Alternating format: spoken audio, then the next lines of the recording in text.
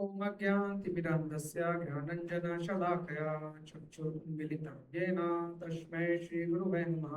श्रीचैतन्यमनोभीष्टं स्थापितं येन भूतले स्वयं कृपाकरा मह्यं ददाति स्वपदान्तिकं।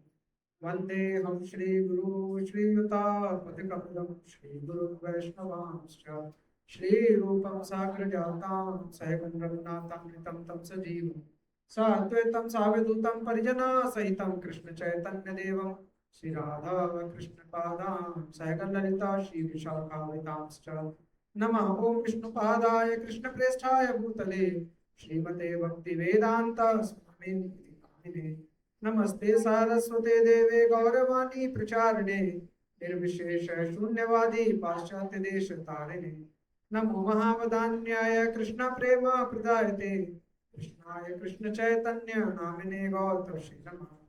हे कृष्णा करुणा सिंधु दीनबंधु जगतपते गोपेश गोपिका कांत राधाकांत नमस्ते तप्त कांचन गौरांगी श्री राधे वृंदावनेश्वरी वृषभानुसुते देवी प्रणमामि हरिप्रिये वाञ्छाकल्पतरुभ्यश्च कृपा सिन्धुभ्येव च पतितानां पावनेभ्यो वैष्णवेभ्यो नमो नमः।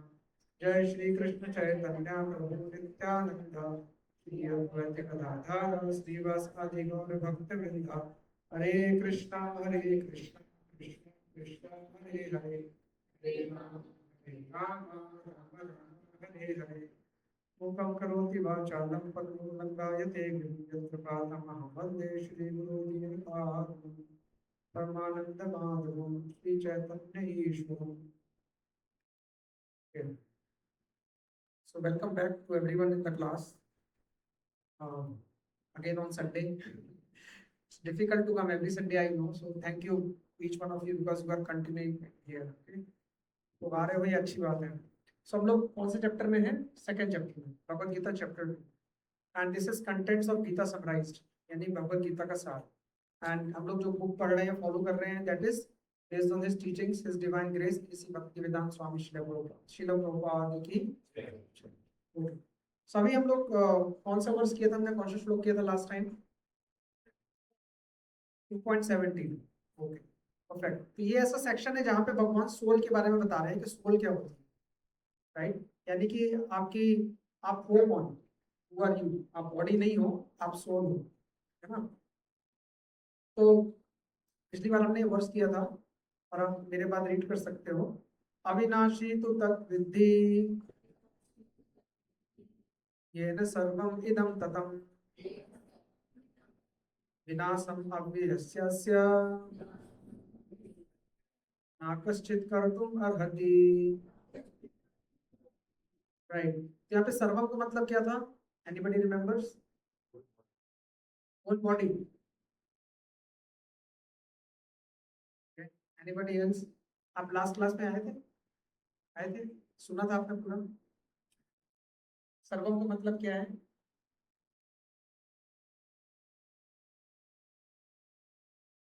सर्वम का मतलब होता है कि लिमिटेड टू द बॉडी, सर्वम इदम ततम।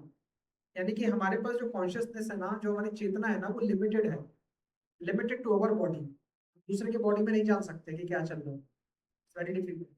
इवन हमारी जो अपनी बॉडी में है वो भी डायरेक्ट है, जो हमें डायरेक्ट परसेप्शन हो रहा है, इनडायरेक्ट हमें पता नहीं होता हमारे पेट में क्या चल रहा है, हम हमारा खाना कैसे पच रहा है, राइट? हमें इमोशंस कैसे आ रहे हैं या हमें इमोशंस कैसे आ रहे हैं, दोनों चीजें नहीं पता होती कई बार, राइट? हमारी बॉडी में और क्या क्या चेंजेस हो रहे हैं, we don't know inside, we just know it is a machine which is working inside, जो अंदर से काम कर रही है। बाहर से कैसे दिखती है पता चलता है, अंदर से कैसे है कुछ डिटेल नहीं पता। सो जो इनडायरेक्टली बॉडी में हो रहा है हमको उसकी कोई जानकारी नहीं, don't have any information, right? तो हमारी जो कॉन्शियसनेस है ना वो लिमिटेड है, और सिर्फ पेन और प्लेजर के बियॉन्ड ये नहीं पता होता कि क्या चल रहा है। सो हमें अपना जो है ना, हमें डायरेक्ट परसेप्शन है, लेकिन हमें इनडायरेक्ट डिटेल नहीं पता। मतलब क्या? मतलब अगर कोई सुई चुभाएगा तो हमें पता चलेगा कि पेन हुआ, लेकिन वो सुई चुभाने के बाद पेन कैसे हुआ, बॉडी के अंदर क्या क्या हुआ, वो हमें पता नहीं। जरा साइंटिस्ट जो निकालने की कोशिश करते हैं कि भाई तुमने यहाँ किया, ये वाला न्यूरॉन प्रेस हुआ, ये वाली मसल हुई, फिर उसका सिग्नल ब्रेन में गया, फिर ब्रेन ने कुछ एक्शन लिया, झट से वहां से हार्ट हटा लिया, राइट, वो कितना फास्ट होता है, लेकिन वो एक्चुअली में अंदर क्या क्या हो रहा है एग्जैक्टली हमें नहीं पता होता। तो हमारे पास जो पावर है ना, वो सिर्फ डायरेक्ट परसेप्शन की है, इनडायरेक्टली नहीं है। लेकिन भगवान के पास जो पावर है ना, वो डायरेक्ट भी है और इनडायरेक्ट भी है। यानी कि वो सारी चीजों को जानते हैं। आप आपके अंदर क्या चल रहा है, आपके बाहर क्या चल रहा है, और आपके ही नहीं, और भी जितने लोग हैं दुनिया में उनके अंदर क्या क्या चल रहा है, क्योंकि भगवान सब जगह सबके हर्ट में है। राइट। तो यहाँ पे प्रभुपाद ने जो ट्रांसलेशन दिया है, ट्रांसलेशन बाय श्रील प्रभुपाद की जय, उन्होंने कहा जो सारे शरीर में व्याप्त है उसे ही अविनाशी समझो। अब सारे शरीर में क्या व्याप्त है, सोल, नो, सारे शरीर में कॉन्शियसनेस है, तो उसे अविनाशी समझो। इसका मतलब कि सोल भी इंडेस्ट्रक्टिबल है, उसको हम तोड़ नहीं सकते, जोड़ नहीं सकते, कुछ नहीं कर सकते उसका। इसी तरह से कॉन्शियसनेस भी सेम है, और जहां पे सोल होगी वहां पे कॉन्शियसनेस होगी। तो अगर कॉन्शियसनेस कहीं पे है, चेतना कहीं पे है, तो हमें क्या पता चलता है कि सोल वहां पे है ना। और कॉन्शियसनेस के डेफिनेशन में चार चीजें होती हैं, हमने बात की थी ना, कौन कौन सी, feeling, willing, intentionality and, feeling, willing, thinking and intentionality. मतलब अगर कोई चीजों को फील होता है, कोई चीज इच्छा करती है, राइट, कोई चीज सोच सकती है, या किसी के मन में कुछ आता है, तो हमें पता चलता है कि चेतना है, कॉन्शियसनेस है, और उस चेतना से पता चलता है कि सोल भी है। तो जहां पे चार चीजें हो रही होती है वहां पे कॉन्शियसनेस होती है, जहां पे नहीं होता है वहां पे कॉन्शियसनेस नहीं होती। और कॉन्शियसनेस नहीं होती तो सोल होगी कि नहीं होगी।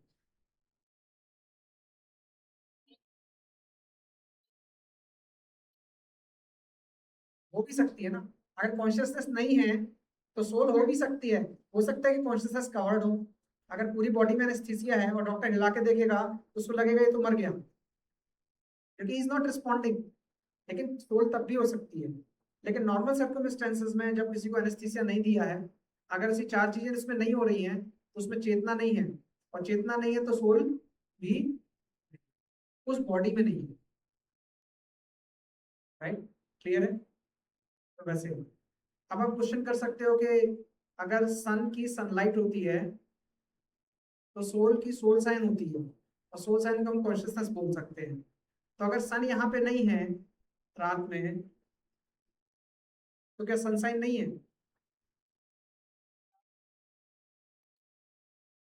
वर्ड भी नहीं है, सनसाइन इनका वर्ड है। तो हमें नहीं दिख रहा है, इसका मतलब अगर सोल बॉडी में नहीं है, इसका मतलब क्या सोल ही नहीं है क्या, है। वो उस बॉडी में नहीं है, कहीं और भी हो सकती है। अरे अंडरस्टैंडिंग में क्या बोल रहा हूँ, थोड़ा दोबारा बोलता हूँ, अभी समझा नहीं आपको, मुझे पता है। सुनिए दोबारा। अगर सन कहीं चला गया तो सनलाइट भी वहां रहती है उसके साथ। लेकिन दिन में भी ऐसा होता है कि सन यहीं पे होता है, सनलाइट भी यहीं पे होती है, लेकिन बादल होते हैं, हमें वो नहीं दिखता सनलाइट, और हमें लगता है अंधेरा हो गया। करेक्ट। सो जो सन है, सन के साथ जब सनलाइट मूव हो रही है, इसी तरह से सोल के साथ सोल साइन यानी कॉन्शियसनेस यानी चेतना भी मूव हो रही है, लेकिन वो बॉडी के अंदर है कि नहीं ये क्वेश्चन है। तो उस समय वो बॉडी के अंदर नहीं है। जैसे अगर रात में हम देखेंगे तो इंडिया में अंधेरा है, तो इंडिया में सन, इंडिया के पास सन और सनसाइन नहीं है, लेकिन वो कहीं और है। क्योंकि इंडिया के पास नहीं है इसका मतलब ये नहीं कि वो है ही नहीं, कहीं दूसरी जगह है। इसी तरह से बॉडी में अगर सोल नहीं है, तो इसका मतलब ये नहीं है कि बॉडी के साथ सोल भी मर गई। सोल भी है, सोल साइन भी है, लेकिन उस बॉडी के अंदर नहीं है। हो सकता है बॉडी से बाहर हो, या हो सकता है उस बॉडी से निकल के दूसरी बॉडी में चली। राइट। आप एक तरह से एमबीबीएस का डॉक्टर भी बन गया, आप लोग चेक कर सकते हो कि आपको ये मरा कि नहीं मरा। Right. So the the thing जो यहाँ पे प्रभुपाद बता रहे हैं कि soul can not be killed but body can be killed, है ना। सो इसके परपट में हमने एक चीज देखी थी, और वो क्या थी, वो थी कि मुंडक उपनिषद में क्या दिया होता कि सोल कहाँ रहती है, कहाँ रहती है सोल, 5 इयर्स के बीच में। आपने क्वेश्चन पूछा था ना व्हाट्सएप भेज के मुझे कि सोल कहाँ रहती है, आंसर इज हियर। तो सोल जो होती है वो 5 इयर्स के बीच में होती है। हमारी बॉडी में 5 इयर्स होती है, कौन कौन सी ईयर होती है, प्राण, अपान, बयान, समान और दान। आप लोग चाहो तो होमवर्क में लिख सकते हो, इसके बारे में पढ़ के आना नेक्स्ट क्लास में। बॉडी में कौन कौन से बॉडी पार्ट्स को कौन कौन सी एयर कंट्रोल करती है। एक्चुअली हमारे पूरे बॉडी पार्ट्स में ये 5 एयर हमारी बॉडी को भी कंट्रोल करती है। क्या तो को हम किल नहीं कर सकते, तो मैं लिख रहा हूँ। सो प्राण, अपान, व्यान, समान और उदान। ठीक है।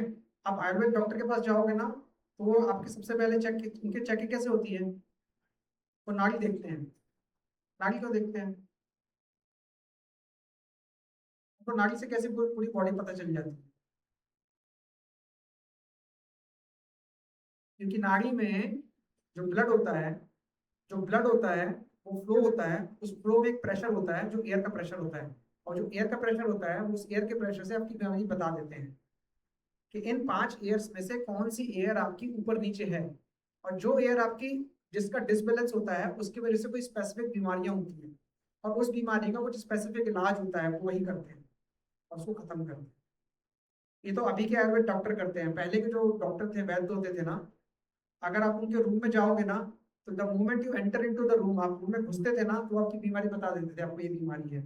क्योंकि उनको इतना इतना उनका शार्प कॉन्शियसनेस था, इतना उनको पता चलता था कि जो एनवायरनमेंट है ना, वो बीमार आदमी के आने से एनवायरनमेंट कैसे इंपैक्ट हो जाते हैं, वो 1 मिनट में बता सकते हैं। इवन गाय को भी इतना इंटेलिजेंस होता है, पता है आपको? गाय जो होती है ना, गाय को, अगर आपने गाय और गाय के बछड़े को भी देखा हो, तो आपने देखा है कैसे होते हैं वो दोनों का एंगल क्या होता है। एक पीछे होता है, एक आगे होता है। तो गाय हमेशा अपने बछड़े के पीछे वाले पार्ट में, जहां से वो सुसु पोटी करता है, उसको स्मेल करता है, और उस स्मेल से गाय को पता चलता है कि मेरे बच्चे को कोई बीमारी है कि नहीं, या उसको किस किस चीज की जरूरत है। तो पहले गाय इस स्मेल को लेके जंगल जाती थी और उसी टाइप का हर्ब्स पत्ती खाती थी, और उनके पास ये पावर थी कि वो उसी टाइप का दूध जनरेट करें जिस दूध को पीने से उसका बच्चा सही हो जाए। और अगर उस बच्चे को दूध की जरूरत नहीं है, तो उनको इतनी पावर होती थी कि अपने दूध को रोक ले और बच्चा दूध ना पिए। इसीलिए गाय का दूध सबसे अच्छा माना जाता है आज भी, क्योंकि गाय को इतना इंटेलिजेंस होता है, राइट, कि उसको पता होता है कि मेरे बच्चे को क्या चाहिए, है ना। और आप ये सिस्टम देखो कि जब माँ भी होती है तो माँ को दूध नहीं होता, लेकिन बच्चा होता है तो माँ को दूध आता है। कहाँ से आता है? It's a system which is given in this body, physical body, के आपके हिसाब से आपको सारी चीजें ये नेचर दे रहा है, which is working under Lord, भगवान के अंदर काम कर रहा है। मया अध्यक्षेन प्रकृति सूयते सा चराचरम्। ये सारी जो इन्वायरमेंट है, जो सारा सिस्टम है, जो भगवान के अंदर काम करता है, भगवान की अध्यक्षता में काम करता है। That is what we have to understand, right. So Mundaka Upanishad में बताया गया है कि जो हमारी सोल होती है वो 5 ईयर के बीच में होती है, ठीक है, लेकिन जो कॉन्शियसनेस होती है पूरी बॉडी में होती है, राइट। तो हमने 4 स्टेट्स के बारे में बात की थी लास्ट टाइम, कि हमारी 4 स्टेट होती है। कौन कौन सी? पहली होती है जागृत, यानी कि हम जाग रहे हैं। अभी हम लोग वेकफुल स्टेट में हैं, हम यहाँ बैठे हैं, भगवत गीता क्लास चल रही है, स्क्रीन पे सब लोग देख रहे हैं, हमें सुन रहे हैं, और आप समझ रहे हो कि कुछ चल रहा है, रियल लग रहा है, राइट। दूसरी स्टेट कौन सी होती है? स्वप्न। जब हम रात में सो जाते हैं और सपना देखते हैं। सपना देखते टाइम हमें पता नहीं होता कि हम कौन है, हमारी भगवत गीता क्लास कहाँ गई और व्हाट नॉट। उस टाइम हमें सपने की चीज सही लग रही होती है, राइट। और तीसरा होता है डीप स्लीप, जब सुसुप्ति बोलते हैं जिसको, जिसमें हमको ये भी नहीं पता होता, हमें कोई सपना भी नहीं आ रहा होता, और उसमें हम कंप्लीटली, हमारी कॉन्शियसनेस फुल कवर्ड होती है, हमें कुछ भी पता नहीं चल रहा होता। वो हमारी थर्ड स्टेज होती है कॉन्शियसनेस, राइट। तो कौन सी स्टेज करेक्ट है? Fourth state is correct. But in तीनों स्टेट में जब हम एक स्टेट में होते हैं ना, तो हमें बाकी की सारी स्टेट समझ में नहीं आती। हम सोचते हैं कि यही स्टेट हमारी रियल है। आपको सपने में कभी नहीं पता चलेगा कि मैं सपना देख रहा हूँ। आप एक सपने में सपना देख सकते हो, लेकिन आपको ये पता नहीं चलेगा कि ये सपना भी एक्चुअल नहीं है, ये कोई दूसरी स्टेट है मेरी कॉन्शियसनेस। एक बार मैं 2008 में आई वाज प्लेइंग फुटबॉल, मुझे चोट लग गई, ठीक है। फिर मैंने थोड़ा बहुत कराया इलाज, इसके बाद वो इलाज ज़्यादा अच्छा नहीं था, 2015 में मैंने ऑपरेशन कराया। तो जब मैंने ऑपरेशन किया उन्होंने, तो दे गेव मी एनेस्थीसिया। तो पैर जो होता है ना, पैर कभी एक एंगल के ऊपर नहीं उठता, स्ट्रेट के ऊपर नहीं जाता, right. But since they have given me local anaesthesia, I was able to see कि उन्होंने मेरा पैर लिया और ऐसे कर दिया, बिल्कुल ऐसे कर दिया, फिर उस पैर को पूरा उल्टा कर दिया। तो आई वॉज थिंकिंग कि चल क्या रहा है, ये किसका पैर है भाई। थोड़ी देर में मुझे चमका कि यार तो मेरा ही पैर है, लेकिन मैंने सोचा मुझे कोई दर्द तो हो नहीं रहा है, तो शायद ये मेरा पैर नहीं है, right? Because the consciousness of that body part was not there. Are you understanding? तो जो कॉन्शियसनेस होती है ना वो कवर्ड होती है, और कवर्ड कॉन्शियसनेस का मतलब ये नहीं कि कॉन्शियसनेस नहीं है, कॉन्शियसनेस होती है, और अगर कॉन्शियसनेस होती है तो सोल भी होती है। और हमने अभी भी पढ़ा कि कॉन्शियसनेस अविनाशी है, इसका मतलब सोल भी अविनाशी है, और चूंकि सोल अविनाशी है इसलिए कॉन्शियसनेस अविनाशी है। और आप कॉन्शियसनेस को सोल से अलग नहीं कर सकते, जैसे सन को सनलाइट से आप अलग नहीं कर सकते, अगर सन है तो सनलाइट पक्का ही होगा, ऐसा कोई ऑप्शन ही नहीं है कि सन है और सनलाइट नहीं है, there is no other option, या सन है और सनलाइट, राइट। सो जो चौथी स्टेट होती है, जो कि हमारी होती है तूर्य या समाधि की state, that is a blissful state. और ये स्टेट में ऐसा नहीं कि हम हिमालय पे जाके आंख बंद करके बैठ जाते हैं, नहीं, ये स्टेट होती है जहाँ पे हमें पता होता है कि नहीं हम बॉडी नहीं है, हम सोल हैं, और हमारा इटरनल काम है भगवान की सेवा करना, right? तो भगवान की सेवा करने का मतलब ये नहीं कि हम पूरे दिन मंदिर में बैठ के घंटी बजाएंगे। भगवान की सेवा करने का मतलब है कि हम कोई भी काम करेंगे तो भगवान को सेंटर में रख के करेंगे, उनको दिमाग में रख के करेंगे, कि हम जो भी कर रहे हैं, अगर हम बच्चों के लिए खाना भी बना रहे हैं, प्रसाद भी बना रहे हैं, तो पहले ये सोचेंगे नहीं हमारे घर में भगवान है, हम उनके लिए बना रहे हैं, and then we will get the prasad. अगर हम भगवान बच्चों को पढ़ा भी रहे हैं तो ये इंटेंशन ये होगी कि नहीं हमें इन्हें बड़ा होकर एक अच्छा इंसान बनाए, एक अच्छा भक्त बनाए, जो अच्छे काम करे, right, that is the intention.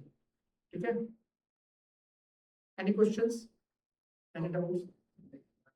5 years in the body, floating in the complete body or particular body? 5 years are there in the whole body. Homework यही है कि कौन कौन सी बॉडी पार्ट में कौन कौन सी एयर काम करती है, ये आपको लिख के लाना, नेट पे मिल जाएगा, देखना बहुत कुछ लिखा हुआ है, ठीक है। आई am not going into that, वो आयुर्वेदा का एरिया है, बट ये 5 एयर एक्चुअली में होती है।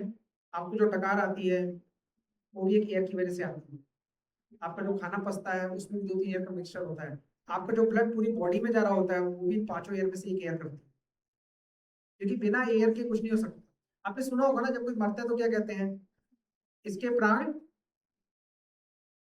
ये वाली प्राण वायु होती है, ये जो आपको यहाँ पे दिख रहा है ना, ये जो प्राण वायु है ना, प्राण अपान व्यान, उसमें से जो प्राण होता है ना, प्राण, वो है प्राण वायु। फिर अगर बॉडी की पूरी एयर निकाल दी जाए तो ये पांचों एयर भी जीरो हो जाएंगी, उस time soul will leave the body.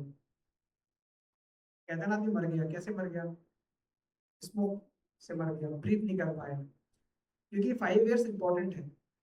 अभी तो हम सिर्फ एयर की बात कर रहे हैं, पंचभूत होते हैं ना, पांचों चीजें एक साथ काम करती हैं तब हमारी बॉडी, ये फिजिकल बॉडी चलती है ना, इतना सिंपल नहीं है ये, कॉम्प्लेक्स है। बट हाँ 5 तरह की वायु होती है, उनके बीच में होती है। मैं ये सब क्यों बता रहा हूँ, इम्पोर्टेंट नहीं है, मैं फिर भी इसलिए बता रहा हूँ क्योंकि आप लोग, हम लोग सब साइंटिफिक टेम्परामेंट से पढ़े हैं ना, लॉजिकल ब्रेन है हमारा।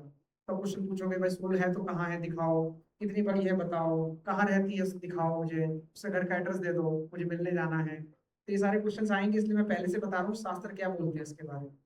शास्त्र बोलते हैं सोल का साइज कितना है, शास्त्र बताते हैं सोल का प्लेस क्या है, ठीक है।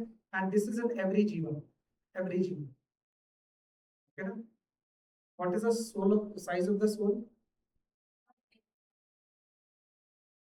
1/10,000 of tip of air, right. Last time में श्लोक भी पढ़ा था उसका, ठीक है। तो ये तो इस सोल के बारे में, ठीक है। सो ये हमने समरी की थी, चलो we will start today's verse. Any other doubt anybody has? Yes, पर मुझे इफ यू डोंट माइंड ये कूलर बंद कर देंगे, आवाज अपने को अच्छी आएगी। हाँ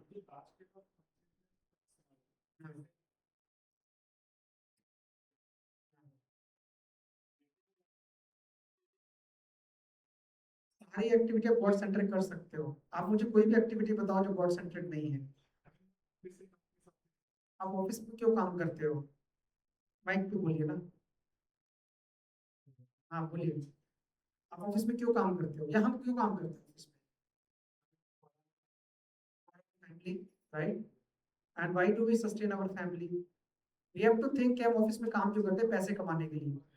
वो पैसे कमाने से हम क्या करेंगे? हम अपनी ड्यूटी पूरी करेंगे, या हम एंजॉय करेंगे, या हम दोनों करेंगे, या हम भगवान के काम पे लगाएंगे? अगर हम ये सोच रहे हैं कि हम जो भी पैसा कमा रहे हैं उसका हम सही यूज करेंगे, एज ए गृहस्थ हम फैमिली को भी देखेंगे और हम भगवान के लिए भी यूज करेंगे, then that activity is still you are putting God in the centre. Putting God in the centre does not mean कि हम पूरे दिन कृष्णा कृष्णा बोलेंगे, लेकिन हम कृष्णा कृष्णा सोचेंगे कि यार ठीक है, भगवान के लिए हमें काम करना है। तो हम ऑफिस जाएंगे, हम पैसा कमाएंगे, इसलिए कमाएंगे क्योंकि हमें अपना परिवार चलाना है। और परिवार क्यों चलाना है? क्योंकि भगवान ने हमें ड्यूटी दी है। This is a duty that God has given to us and it's my duty। तो अगर आपका काम है, मान लीजिए पैसा कमाना, तो आप पैसे कमाओ। फैमिली में किसी का काम होगा कि परिवार को नर्चर करना, तो वो सबको प्रसाद बना के खिलाएंगे, वो फैमिली का ध्यान रखेंगे, राइट। किसी किसी बड़े बुजुर्गों का काम होता है कि वो धर्म के काम पे अपने बच्चों को लगाएंगे, रिलीजियस एक्टिविटी करेंगे, राइट, सही शिक्षा देंगे, मोरल संस्कार देंगे, तो वो भी अपनी ड्यूटी कर रहे हैं। लेकिन एम क्या है? एम अगर है कि मैं पैसे कमा रहा हूँ कि मैं एंजॉय करूंगा, पेंशन में खूब घूमूंगा, दुनिया घूमूंगा, ये करूंगा वो करूंगा, तो आप अपने लिए कर रहे हो, वहां पे आप अपने कर्म बना रहे हो, you are doing it for yourself. वहां पे कृष्णा नहीं है सेंटर, आप अपने आप को हो। लेकिन अगर आप ये सोचोगे नहीं भाई, जो मैं पैसे कमा रहा हूँ उससे कोई प्रॉब्लम नहीं है, आप पैसे कमा रहे हो कि मैं बड़ा घर खरीदूंगा, बड़ी कार खरीदूंगा, कोई प्रॉब्लम नहीं है। अगर आप ये सोचोगे बड़ा घर खरीदूंगा तो उसमें बड़ा मंदिर बनाऊंगा, सारे भक्तों को बुलाऊंगा, भगवत गीता की क्लास करेंगे, प्रसाद खाएंगे, तो आप 3 BHK नहीं 5 BHK खरीदो, कोई प्रॉब्लम नहीं है। लेकिन अगर आप 5 BHK इसके लिए खरीद रहे हो कि भाई मेरे सारे बच्चों के पास एक एक रूम होगा, मेरे पास भी एक रूम होगा, एक मेरा ऑफिस होगा, मैं एंजॉय करूंगा, then there is no Krishna in the centre. So Krishna in the centre means कि आप जो भी करोगे भगवान के लिए उसमें क्या है। अगर थोड़ा सा भी है तब भी आप पूरे दिन आप भगवान के सेंटर में रख के ही कर रहे हो that activity. Does it answer? Right. So ऐसे इंटेंशन क्या है? इंटेंशन क्या है? ठीक है, एक्टिविटी मैटर नहीं करती, राइट। अभी हमारे बॉर्डर पे कितना प्रॉब्लम हो रहा था, इंडिया बॉर्डर पता है ना। तो जो सोल्जर है वो क्यों मार रहा है किसी को? मारना तो पाप है ना, क्यों मार रहा है? उसकी ड्यूटी है। और वो ये इसलिए नहीं मार रहा कि मुझे मेडल मिलेगा, इसलिए भी नहीं मार रहे, और उसे ये भी पता है कि मैं मर भी सकता हूँ, बट वो फिर भी मार रहा है, क्यों? It is an order, it's a duty of that person. वो मारेगा और अच्छे से मारेगा तो हो सकता है कि वो बच भी जाए और उसको मेडल भी मिले। लेकिन अगर वही बंदा अपने घर पे आके बाजू वाले को मार देगा, झापड़ भी, गन तो छोड़ो, झापड़ भी मार देगा, तो पुलिस उसको ले जाएगी, क्योंकि वहां पे उसका अपना इंटरेस्ट था, ड्यूटी नहीं थी। तो अगर हम अपनी ड्यूटी को अच्छे से करते हैं और भगवान को याद करते हैं, तो वो सारे काम में कृष्णा सेंटर में आ जाते हैं और वो कर्म आपको नहीं लगते, क्योंकि इंटेंशन आपका डिफरेंट है। सो हम जो भी काम करते हैं उसमें एक्टिविटी क्या है ये मैटर नहीं करता, इंटेंशन क्या है उसके पीछे ये मैटर करता है। वही इंटेंशन आपको पाप दे सकता है, वही आपको पुण्य दे सकता है, वही आपको दोनों से भी बचा सकता है। मैं तीसरी कैटेगरी के बारे में सोचता हूँ, ठीक है ना। प्यासे को इसलिए पानी पिला रहे हो कि मुझे के एक अच्छा काम है, पुण्य का काम है, तो फिर आपको अगले जन्म पैदा होना पड़ेगा, इतना गरीब बनना पड़ेगा कि आप भी प्यासे रहो, कोई आपको पानी पिलाए। या प्यासे को आप इसलिए पानी पिला रहे हो कि अरे भाई ये भी एक इंसान है, इसके इसके मन में भी भगवान है, ये भी एक वैष्णव हो सकता है, चलो एक वैष्णव की मदद करते हैं। अगर आप वैसे सोच के कर रहे हो, आपको उसी पानी पिलाने का कोई एक्शन नहीं, कोई एक्शन रिएक्शन नहीं है। तो इंटेंशन क्या है, उस इंटेंशन में कृष्णा है कहीं कि नहीं, वो मैटर करता है। अगर उस इंटेंशन में कृष्णा है, अभी ये क्लास चल रही है, इस क्लास के लिए प्रसाद आता है बाहर से, है ना। अभी कोई प्रसाद ऑर्डर करता है, फिर कोई ऑटो बुक करता है, फिर ऑटो वाला लेके आता है, फिर यहाँ से कोई रिसीव करता है, फिर हम प्रसाद पाते हैं, है ना। जिसने ये सोचा कि भाई प्रसाद मंगाना है, वो भी भगवान के लिए ही काम कर रहा है, क्योंकि भगवान के भक्तों के लिए काम कर रहा है। फिर वो कोई ऑर्डर कर रहा है, फिर उन्हें नंबर ऑफ प्लेट्स बता रहा है, फिर वो सारा डिस्पोजेबल अरेंज कर रहा है, फिर किसी ने घर साफ किया, यहाँ झाड़ू लगाई, इसको साफ किया, अभी जाने के बाद सब रैपअप भी करेंगे। तो कौन ये किसके लिए कर रहे हैं हम? भक्तों के लिए। और सेंटर में कौन है? भगवान।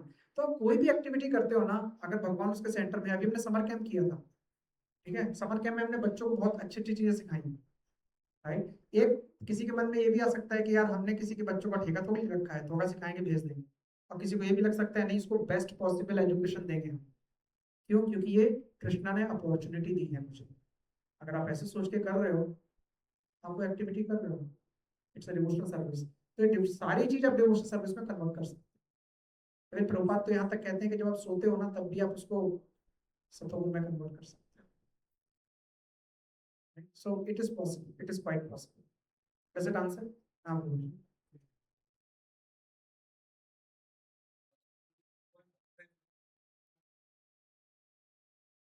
0.15 में भक्ति के बारे में बात करते हैं. हाँ. तो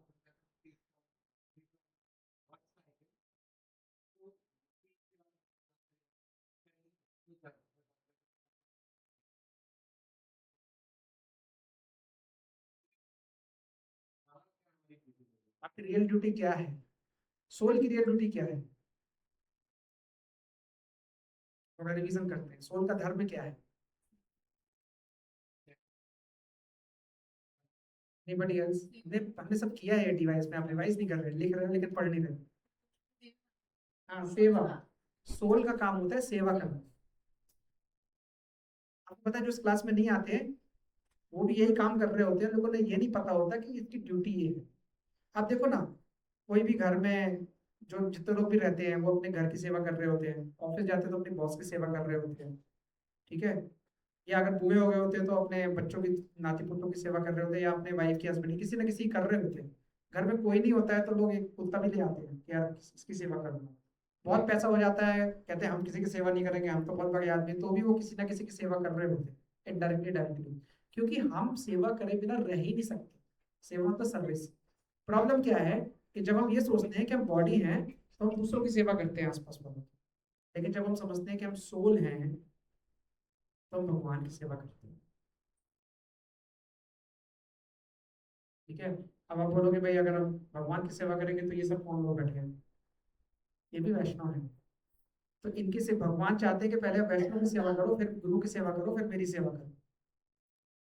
लेकिन गुरु क्या बोलते हैं कि भगवान की सेवा करो और वैष्णव की सेवा करो, क्योंकि उसको नहीं चाहिए सेवा. वो चाहता है कि आपको जाए. कई बार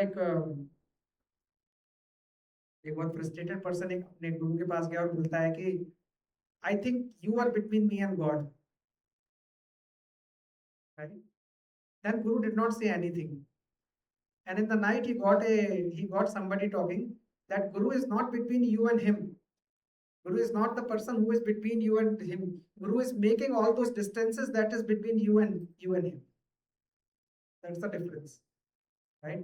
तो कई बार आपको लगेगा कि गुरु आपको बोल रहे हैं कि यार, प्रभुपाद आपको बोल रहे हैं कि ये वाला ऐसी चीज ऐसे नहीं ऐसे करो. आपको लगेगा इसकी क्या जरूरत है.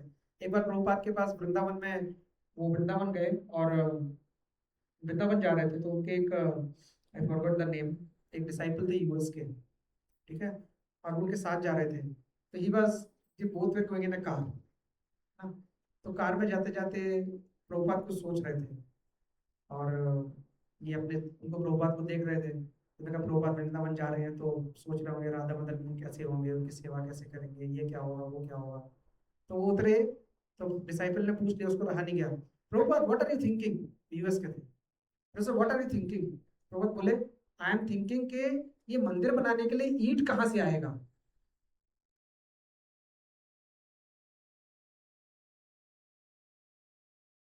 भगवान कहाँ, भगवान कौन सी पूजा, nothing. He is into the devotional service. तो सर्विस का मतलब होता है कि यार मुझे कुछ भी करना है तो भगवान की सेवा करना है. ये मैटर ही नहीं करता कि मैं क्या एक्टिविटी कर रहा हूँ. ये मैटर ही नहीं करता कि क्या एक्टिविटी कर रहा हूँ.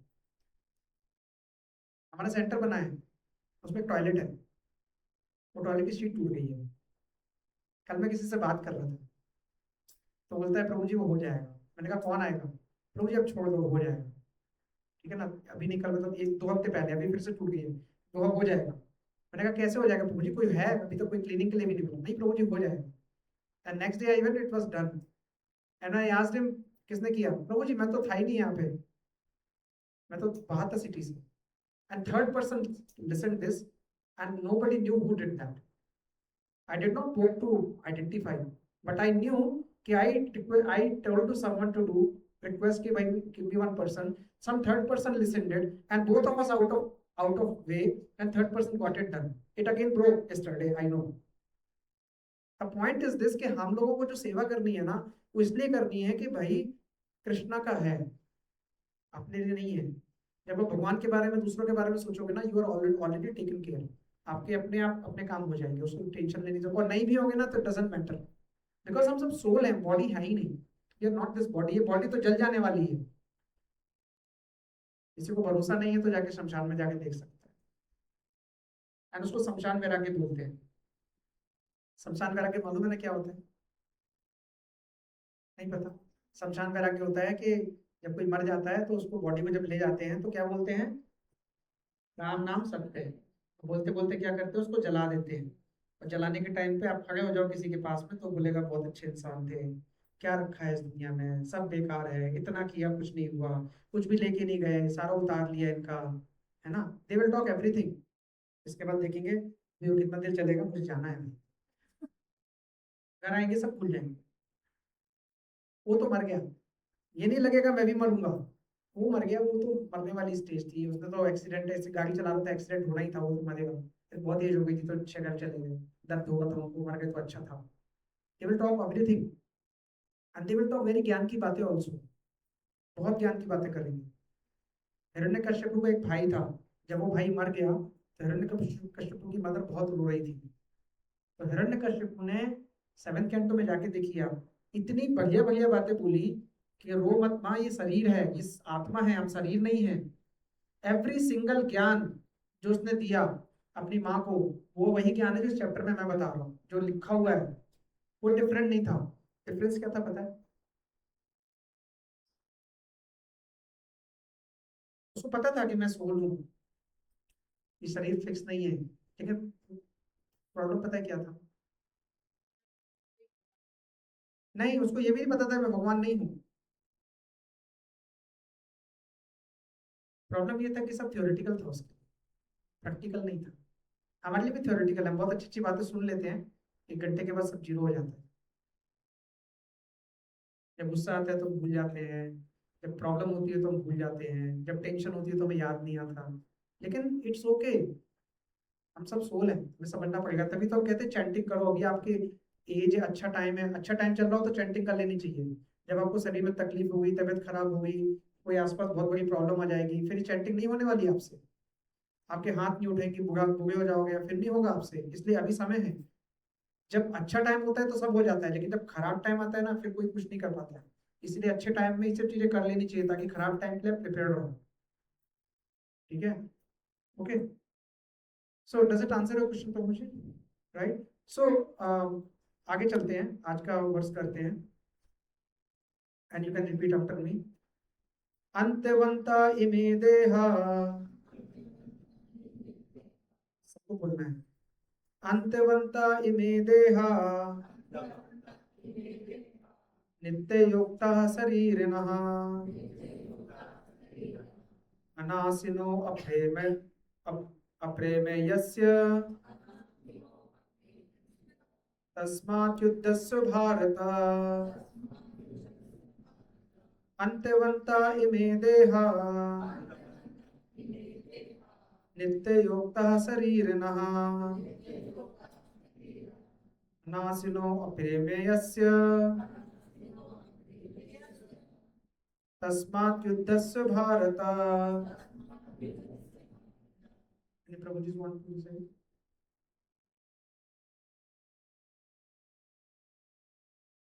Anybody?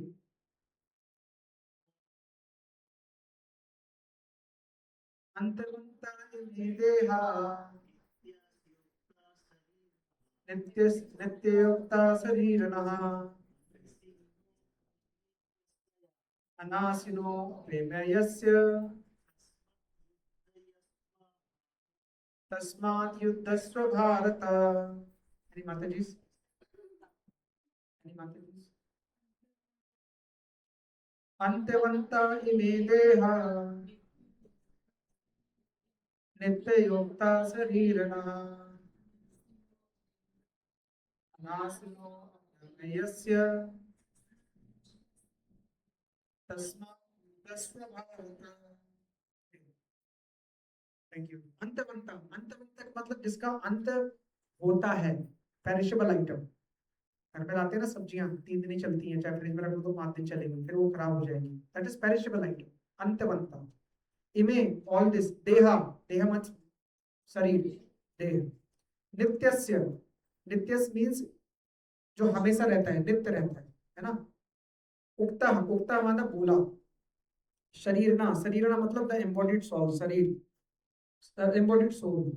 अनाशिना never to be destroyed, जो कभी, जिसका विनाश नहीं होता। अप्रमेयस्य, अप्रमेय से मतलब इमेजरेबल। आपने वर्ड सुना है प्रमेय? किसी ने हिंदी में मैथ्स पढ़ी हिंदी मीडियम में? प्रमेय, प्रमेय थ्योरम को बोलते हैं, थ्योरम। ठीक है, theorem which is, theorem is a statement which is to be prove, जिसको प्रूव करना होता है। लेकिन ये क्या है? अप्रमेय, need not to be proved, it is exactly the same. Okay, so अप्रमेय इमेजरेबल, जिसको मेजर नहीं कर सकते आप, इसको नाप नहीं सकते इंची टेप से। तस्मात, देयरफॉर, युद्ध, युद्धस्व, युद्धस्व मतलब युद्ध करो, फाइट करो। भारत, वो descendant of Bharat. Translation bye शिला प्रभुपाद, शिला प्रभुपाद की जय। अविनाशी, अप्रमेय और शाश्वत जीव के भौतिक शरीर का अंत्य अवश्य भावी है, यानी बॉडी मरेगी ही मरेगी। अतः हे भरतवंशी युद्ध करो। क्या कह रहे हैं भगवान यहाँ पे अर्जुन को? कि बॉडी मरने वाली है, तुम ये जो खड़े हैं इनकी चिंता मत करो, युद्ध करो। राइट? तो यहाँ पे जो श्लोक है ना, ये श्लोक आपको उपनिषद में भी मिल जाएंगे, मैंने पिछली बार बताया था आपको, एग्जैक्टली सेम मिल जाएगी। इससे क्या पता चलता है कि भगवान कृष्ण भी सत्य प्रमाण की अथॉरिटी को प्रूव कर रहे हैं। तो जो उसमें लिखा है, तत्वदर्शियों ने जो बताया है, वो वैसा ही है, एग्जैक्टली वैसा ही है। मजेदार चीज क्या है ना, कि मटेरियल वर्ल्ड में हम लोगों को कोई रिकॉग्नाइज इसलिए करता है क्योंकि हम कुछ नया लेके आते हैं। ये मेरी इनोवेशन है, ये मेरा नया है, ये मैंने एक्स्ट्रा किया, ये आपने नहीं बताया था, ये मैंने नया इजाद किया, इसलिए आपकी इज्जत होती है। स्पिरिचुअल वर्ल्ड में उल्टा है। वहां पे क्या है कि जो शास्त्रों में लिखा है ना, उसमें कुछ निकालने का जरूरत नहीं है, वही सत्य है, मान लो और आगे बढ़ो, आप बच जाओ। उसमें दिमाग लगाने का और उसमें कुछ इनोवेशन करने की जरूरत नहीं है। That is the truth. Ram नाम सत्य है तो राम नाम सत्य है, उसमें कोई सुनने और समझने की बात नहीं है, वो सत्य है। कोई थ्योरम नहीं है कि उसको प्रूव करेंगे logically, it is the truth.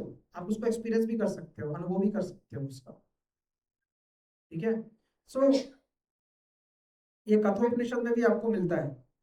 तो जैसे हमने लास्ट टाइम कोई तो क्वेश्चन पूछ रहा था कि चेतना बाहर जाती है शरीर से कि नहीं जाती है। एक्चुअली में चेतना शरीर से बाहर नहीं जाती है, लेकिन चेतना एक फॉर्म में बाहर जाती है शरीर से। Any idea? नहीं, ज्योत रूप में नहीं, वो तो आत्मा है, आप ज्योति मत समझोगे, वो मिल जाएगी। हम ज्योति नहीं है, हम आत्मा है, मैं उसको भी। कैसे जाती है? एक्चुअली हम बहुत माइन्यूट है, हम उस बॉडी के बाहर जा नहीं सकते। हाँ, आप कुछ हद तक मैटर को कंट्रोल कर सकते हो, उसको सिद्धि बोलते हैं। सिद्धि मतलब जैसे कोई आदमी पानी पे चल सकता है, या कोई बिना माचिस के आग जला सकता है, या कोई हवा को उड़ सकता है। राइट? या कोई हवा में ऊपर बैठ सकता है, लेविटेट कर सकता है। अब देखो हिमालय पे ऐसे ऐसे ऋषि मुनि रहते हैं जो आज भी ऐसा कर सकते हैं। राइट? लोगों को लगता है यही भगवान है, नहीं, वो भगवान नहीं है, वो इंसान ही है। उन्हें इस जन्म के लिए कुछ सिद्धि मिली हुई है। और वो सिद्धि क्या होती है? सिद्धि होती है कि आप प्रकृति के नियम को थोड़ा मैनिपुलेट करने की पावर रखते हो। The power that is given to you to manipulate and control over the matter is सिद्धि। Are you understanding? कई बार किसी ने कुछ भभूत निकाल दी, कुछ माला बना दी, कुछ हाथ से निकाल दिया, हम सोचते हैं अरे भाई तो बहुत बड़े हैं ना, तो पता नहीं यही भगवान है, शायद सब कुछ कर सकते हैं। नहीं नहीं नहीं, वो इंसान ही है। भगवान अलग है, भगवान बहुत अलग है। ये सिर्फ सिद्धि है। जब भगवान पे जाने की आप कोशिश करते हो ना, तो भगवान आप ऐसा नहीं कि इमीडिएटली मिल जाते हैं आपको। सबसे पहले वो आपको खूब सारा अर्थ देते हैं, लो भाई पैसा लो, खुश हो जाओ, देखते हैं आप रुक जाओगे कि नहीं। फिर लोगों को लगता है पैसा मिल गया, हाँ यार पूजा पाठ करने से मिलता है, भगवान का नाम लेने से मिलता है, I am all good. Right? फिर वो देखता है नहीं नहीं, ये तो भक्त लग रहा है, और आगे जाएगा, वो छोड़ देगा पैसा, फिर भगवान के पीछे पड़ेगा, तो भगवान कहेंगे अच्छा अभी भी पीछे पड़ा हुआ है, लगता है बहुत ज्ञानी योगी बन रहा है, इसको सिद्धि दे दो, शायद वो रुक जाए। भगवान हर तरह से टेस्ट करेंगे आपको, तो सिद्धि भी दे देंगे। फिर उस सिद्धि का आप कैसे प्रयोग करते हो वो चेक होगा। अगर वहां फंस गए तो वहीं रुक गए। नहीं नहीं, फिर आप ज्ञान के पीछे भागोगे, नहीं ज्ञान, मुझे ज्ञान भी चाहिए, क्या है भगवान, कौन है, तो थोड़ा आपको ज्ञान दे देंगे। ज्ञान देने के बाद आपको ख्याति दे देंगे, आपको बहुत नॉलेज हो गया, आप जाके इसकी क्लास लो, उसकी क्लास लो, इतना श्लोक बोलो, इतना जगह गुरु प्रभु जी बोलेंगे आपको, तो वो ख्याति में फंस जाते हैं कई लोग कि यार मैं तो, मेरी बड़ी इज्जत है, मैं तो 50 लोगों को भगवत गीता सुनाता हूँ, मैं तो गुरु बन गया सबका। वो ख्याति में फंस जाते हैं कई लोग। फिर वो कहता है नहीं ख्याति का मुझे नहीं चाहिए, ख्याति I am only doing for you. तब भगवान लगता है अच्छा ये टेस्ट में अब टेस्ट देने लायक अब बना है, अब इसका टेस्ट अब आगे के लेवल का लेते हैं। तो भगवान भी आपका टेस्ट धीरे धीरे लेते रहते हैं जितना आगे आप जाने की कोशिश करते हो। और जैसे जैसे आप हर टेस्ट पार करते हो ना, आपको और नया टेस्ट मिलेगा, लेकिन टेस्ट आपसे उतना ही लिया जाएगा जितना टेस्ट देने के लायक हुआ। और कठिन टेस्ट नहीं होगा आपका। अगर कोई सेकंड क्लास का बच्चा है तो उसको 10th क्लास का सिलेबस नहीं देते एग्जाम में, उसको सेकंड क्लास का ही सिलेबस देते हैं और थोड़ा सा सेकंड क्लास से आगे का देते हैं ताकि उसकी कैपेबिलिटी पता चले कि थोड़ा स्ट्रेच कर सकता है कि नहीं। तो कोई बहुत बड़ी मुसीबत आपको आ गई ना, तो इतनी बड़ी नहीं आएगी कि आप झेल ना पाओ। अगर आप में थोड़ी भी बुद्धि है, थोड़ा भी संयम है, थोड़ा भी भगवान को मानते हो, तो इतनी शक्ति वो देते हैं कि आप टेस्ट पास कर लो। वो करना है कि नहीं करना वो आपकी मर्जी, दैट्स योर विश, राइट। सो यहाँ पे क्या बोल रहे हैं कि सो हमारा जो हमारे शरीर के बाहर जाता है ना, that is actually our ego, our false ego. और वो क्या होता है कि ये मेरी सोसाइटी है, ये हमारे देश के लोग हैं, वो बाहर के देश के लोग हैं, राइट। ये मतलब मैं हूँ, ये अलग आदमी है, ये मेरे बच्चे हैं, ये उनके बच्चे हैं। ये जो पहचान है ना, ये जो आइडेंटिटी है ना, मैं मेल हूँ, मैं फीमेल हूँ, मैं पुरुष हूँ, मैं महिला हूँ, राइट, मैं सीनियर हूँ, मैं जूनियर हूँ, मैं माँ हूँ, मैं भाई हूँ, मैं बहन हूँ, ये सब जो पहचान है ना, ये पहचान सिर्फ आपका फॉल्स ईगो है, यही सिर्फ बाहर जाता है। अदर देन दैट आपकी कॉन्शियसनेस नहीं जाती बाहर। That is the only form that goes outside.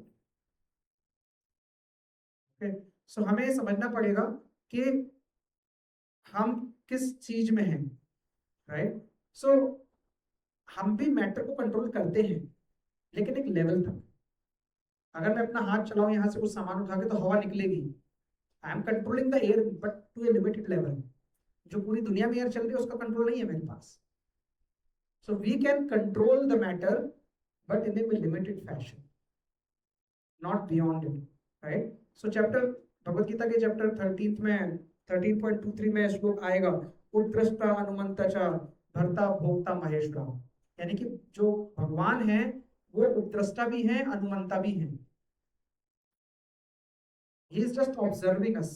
He is not doing any action at all. We are doing actions, right? So ऐसे हमें समझना पड़ेगा, है ना। सो क्वेश्चन ये आता है कि हम लोग कई बार बोलते हैं कि we are the body and my soul says this, right. जब आप बोलते हो कि यू आर माई सोल और माई सोल, तो क्या होता है माई सोल का मतलब क्या होता है?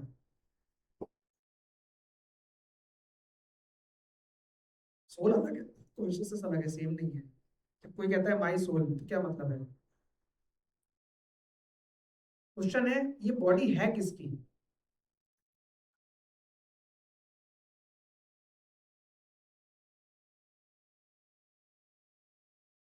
नहीं, पूरी दुनिया को बात नहीं कर रहे हैं हम, ये पूछ रहे हैं कि जो बॉडी है किसकी, whose body is this? Soul की बॉडी है ना, करेक्ट ना।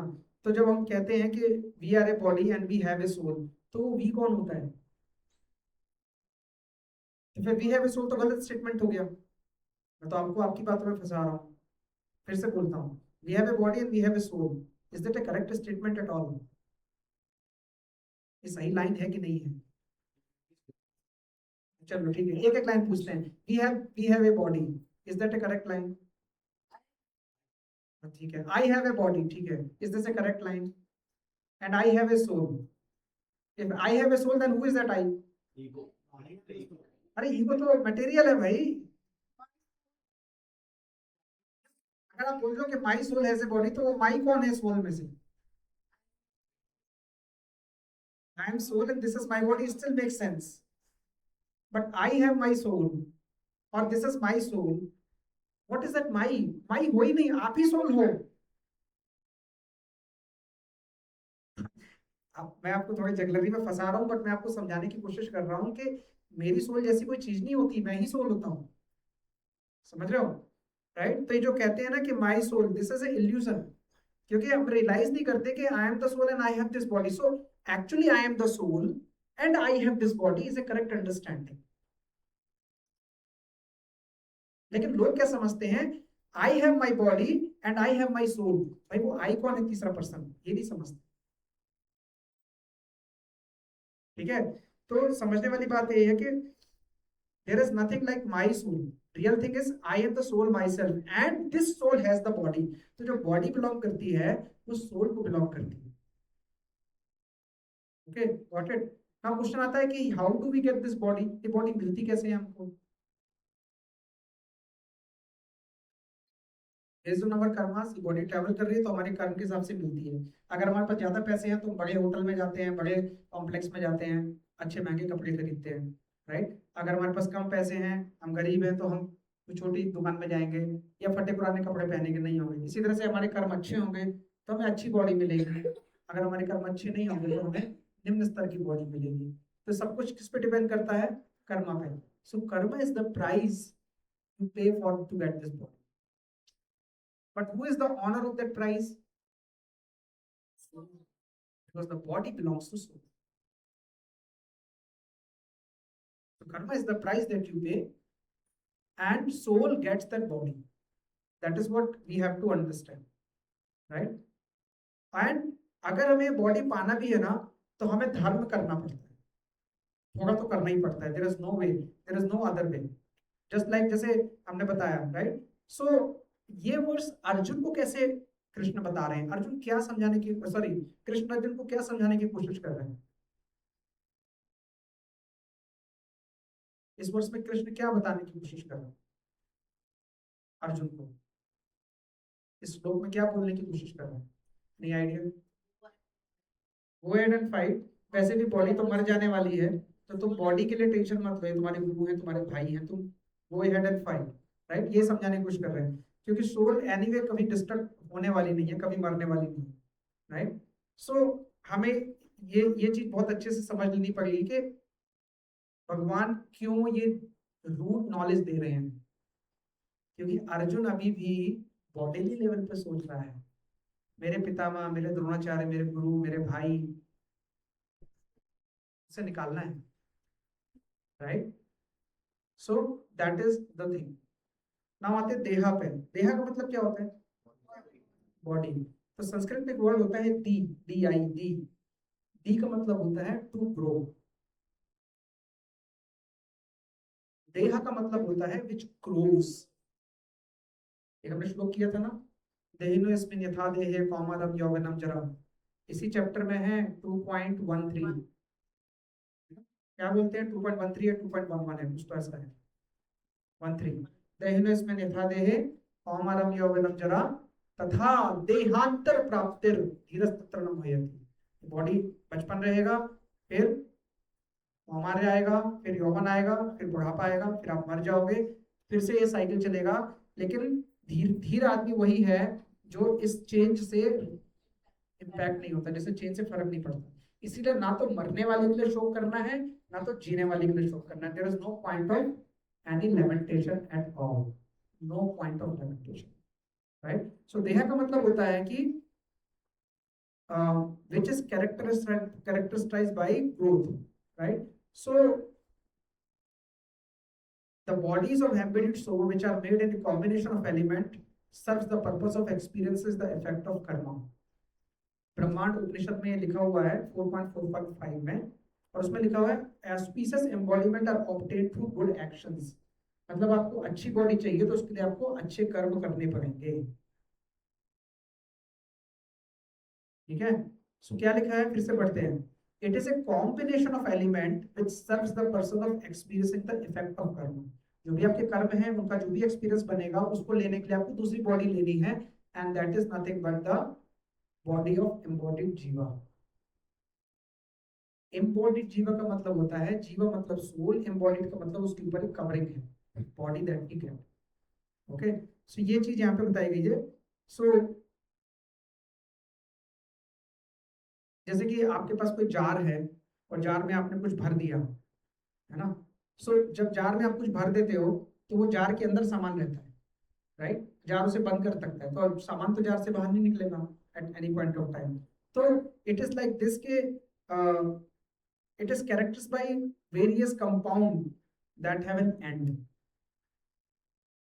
Okay, so such bodies perish when karmas are exhausted. हम भी तब मरते जब हमारे कर्म पूरे खत्म हो जाते हैं, हमारे कर्म एग्जॉस्ट हो जाते हैं तो हो जाता है। आचार्य ऐसे भी बताते हैं कि जब हमारी हमारी मृत्यु तब तक नहीं आती जब तक हम अपनी नई बॉडी बना नहीं लेते। हाँ, तो जो भी हम कर्म कर रहे हैं, जब हमारी अगली बॉडी इतनी अपने इतने कर्म परफेक्ट हो जाएंगे कि ये बॉडी हमारी रेडी हो गई, तब हमारी डेथ होगी। उससे पहले डेथ भी नहीं होगी। और जब डेथ होगी तो आप कौन सी अवस्था में जाओगे? सुषुप्ति, for some time, and then you will go to the your next prepared body, right? So ये चीज हमको समझना पड़ेगा कि these are just changes of the state. Soul is always there, it was there, it will be there. हम कभी नहीं मरने वाले, हम इधर ही रहने वाले हैं या कहीं और रहने वाले हैं, बट हम रहने वाले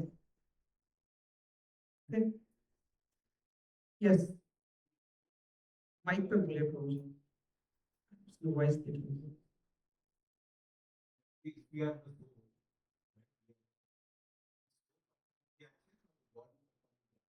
क्या लगता है आपको?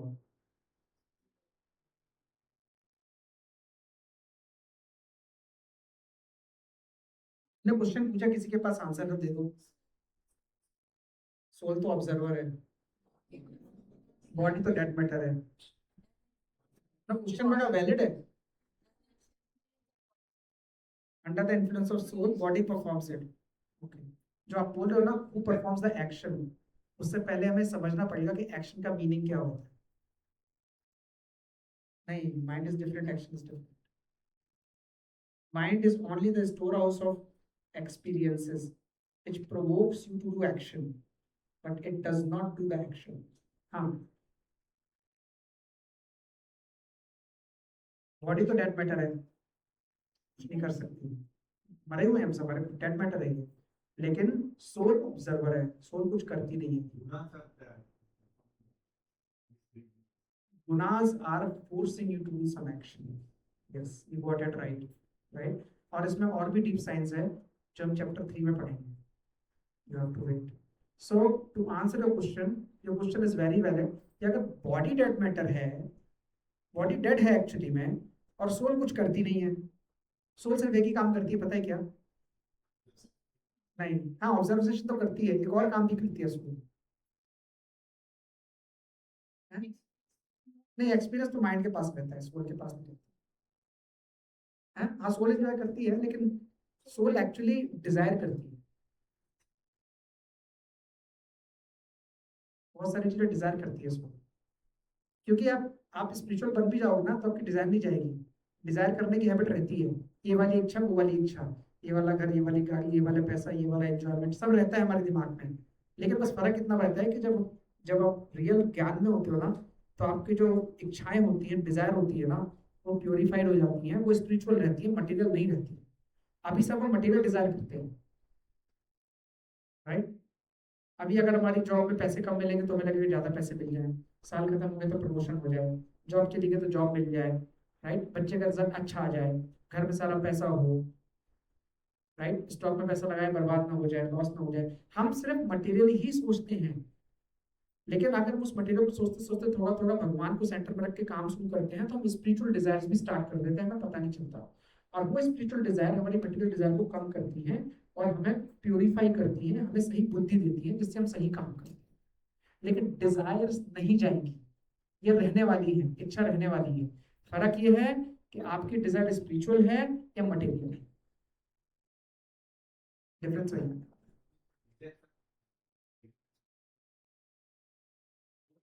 Mind is provoking you to do desires, but intelligence is telling you whether it is a right or wrong desire.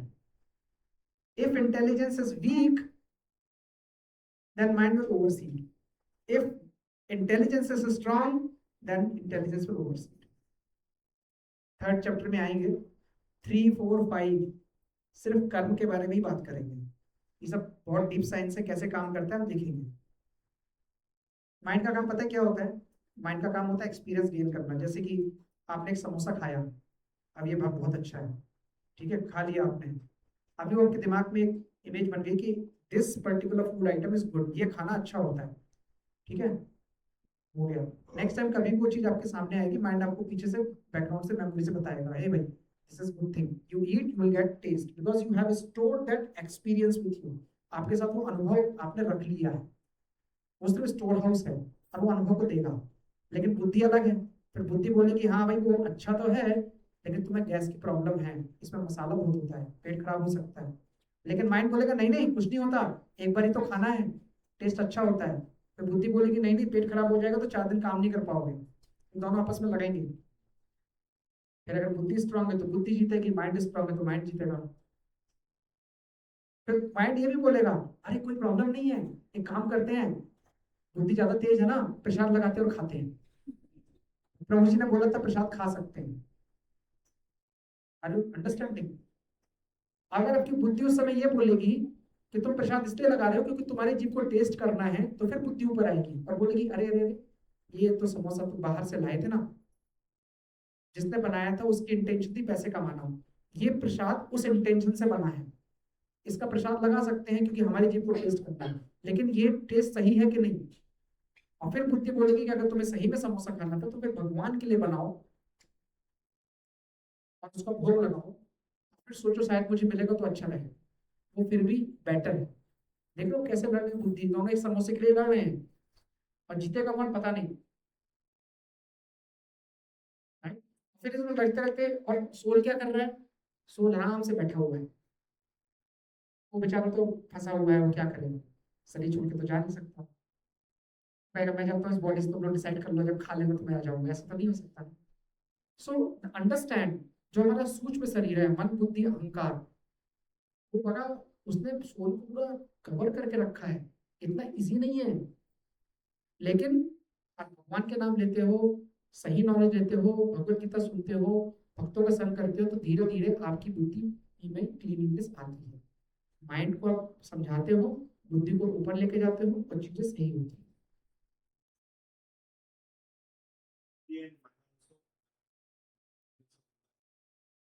Yes yes yes yes yes yes yes yes yes you are right. हम deep में और समझेंगे, इसमें और भी 2-3 चीजें हैं but we will see in the next class, हम नेक्स्ट चैप्टर। हाँ बोलिए बोलिए।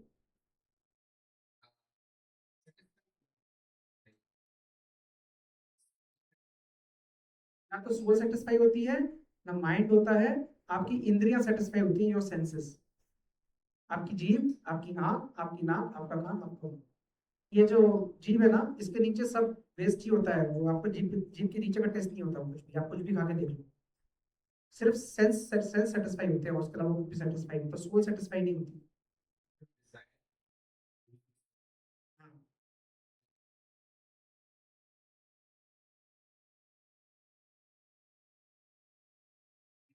जितना है ना सेंस ग्रेटिफिकेशन उसी को बोलते हैं, इंद्रिय तृप्ति उसी को बोलते हैं। मेरी इंद्रिय को तृप्ति मिली, मैंने समोसा खाया मुझे अच्छा लगा, ठीक है। अब वो आगे जाके पेट में क्या डांस करेगा पता नहीं, लेकिन वो मेरे को अच्छा लगा क्योंकि मेरे को नहीं लगा, वो मेरी जीभ को अच्छा लगा। तो जब आप समझोगे मेरे को अच्छा लगा तो इसका मतलब आप अभी जीभ पे ही लटके हुए हो। लेकिन आप समझोगे कि यार मेरे सेंसेस को अच्छा लगा, तो आपको पता चलेगा कि मेरे को अच्छा नहीं लगा, मेरे सेंसेस को सिर्फ अच्छा लगा। मैं तो सोल हूं ना, मैंने तो खाया ही नहीं, राइट। तो बॉडी अलग है, सोल अलग है, लेकिन हम इतने मिले हुए हैं कि हमें सब एक ही दिखता है, हम अपने आप को बॉडी ही समझते हैं।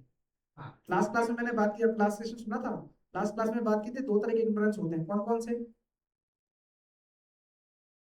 अपने आप को बॉडी समझना, कंट्रोल समझना, गॉड समझना, थैंक यू माता जी। तो 2 तरह के इग्नोरेंस होते हैं हमारी बॉडी में, कि पहले हम आपको अपने आप को तो बॉडी समझ लेते हैं कि मैं ही ये बॉडी हूँ, और दूसरा कि हम ही कंट्रोलर हैं, हम ही भगवान हैं। अब बोलोगे नहीं हम प्रभु जी हमने तो कभी नहीं सुना भगवान है, नहीं, भगवान का मतलब भगवान नहीं, ईश्वर, ईश्वर का मतलब कंट्रोलर, कंट्रोलर ईश्वर का संस्कृत में मीनिंग होता है कंट्रोलर, परमेश्वर का मतलब होता है भगवान, ठीक है। तो वो जो मजा आया ना, वो एक्चुअली में किसी को नहीं आया, वो आया सेंसेस को, और सेंसेस बॉडी के पार्ट है और सेंसेस डेड मैटर है। Does it answer for now? आप पिछले 2-3 सेशन सुनिए, आपको क्लैरिफाई हो जाएगा। ओके, आई थिंक वो रिकॉर्डेड भी है, माता जी आप लिंक दे सकते हो चैनल के हिसाब से, जैसे माता जी के पास है links. Okay, any other question before we move forward? हाँ प्रभु जी।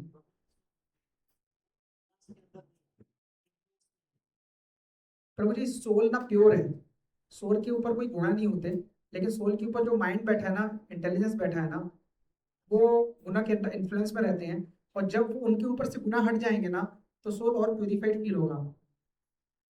इट्स लाइक दिस के जैसे सूरज है ना, उसकी रोशनी आ रही है, अभी बादल हैं बहुत सारे। मैं जैसे मैं आपसे पूछूं कि मैंने पहले भी आपसे पूछा था कि जो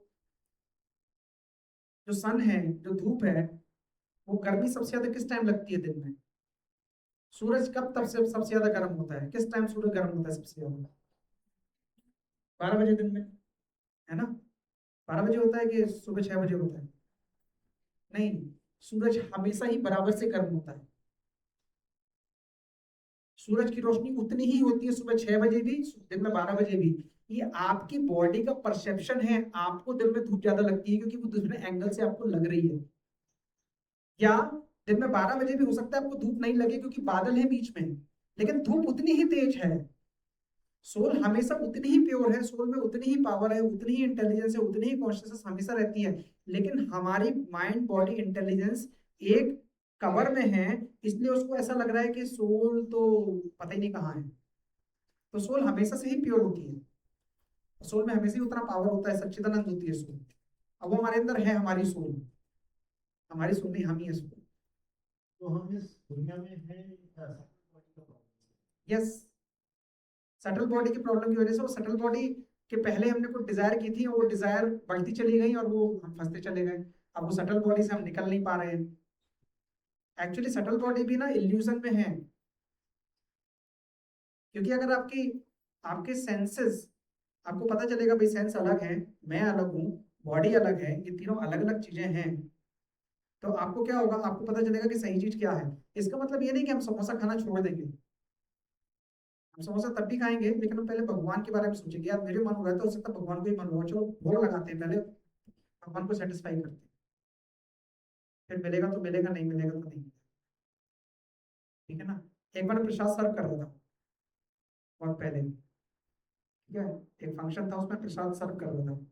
सर्व करते करते करते करते करते करते क्या हुआ, लाइन खत्म ही नहीं हो रही थी। अब जो सर्व कर रहे थे उनका भी ध्यान रखना है ना, और प्रसाद होने वाला था, वो नहीं था। And I saw the faces of everyone, अब होने क्या वाला है। तो मुझे फील हुआ कि भाई यहाँ पे बहुत, हमको तो छोड़ो, जो लोग लाइन पे खड़े हैं उनको भी पूरा नहीं होगा। And some of us went somewhere, and हमने डिसाइड किया कि थोड़ा और ऑर्डर फटाफट करते हैं, कुछ तो अरेंजमेंट करते हैं। बट पूरे इंसिडेंट के बाद हम लोग अपने रेट्रोस्पेक्शन भी करते हैं कि भाई हमने सब कुछ इवेंट किया, कैसे और अच्छा कर सकते हैं, नेक्स्ट टाइम प्रॉब्लम ना हो। तो उसमें एक पॉइंट आया कि क्या ऐसा कर सकते हैं कि वॉलेंटियर टीम के लिए प्रसाद साइड में रख लें और बाकी हम बांटते रहेंगे। हमने अगले फंक्शन में ऐसा ही किया, हमने वॉलेंटियर के लिए प्रसाद अलग से रख लिया और हम प्रसाद बांटते रहे, और प्रसाद बढ़ता रहा, और ऑलमोस्ट सिमिलर सिचुएशन आ गई, लेकिन प्रसाद बांटने वालों में कोई टेंशन नहीं था।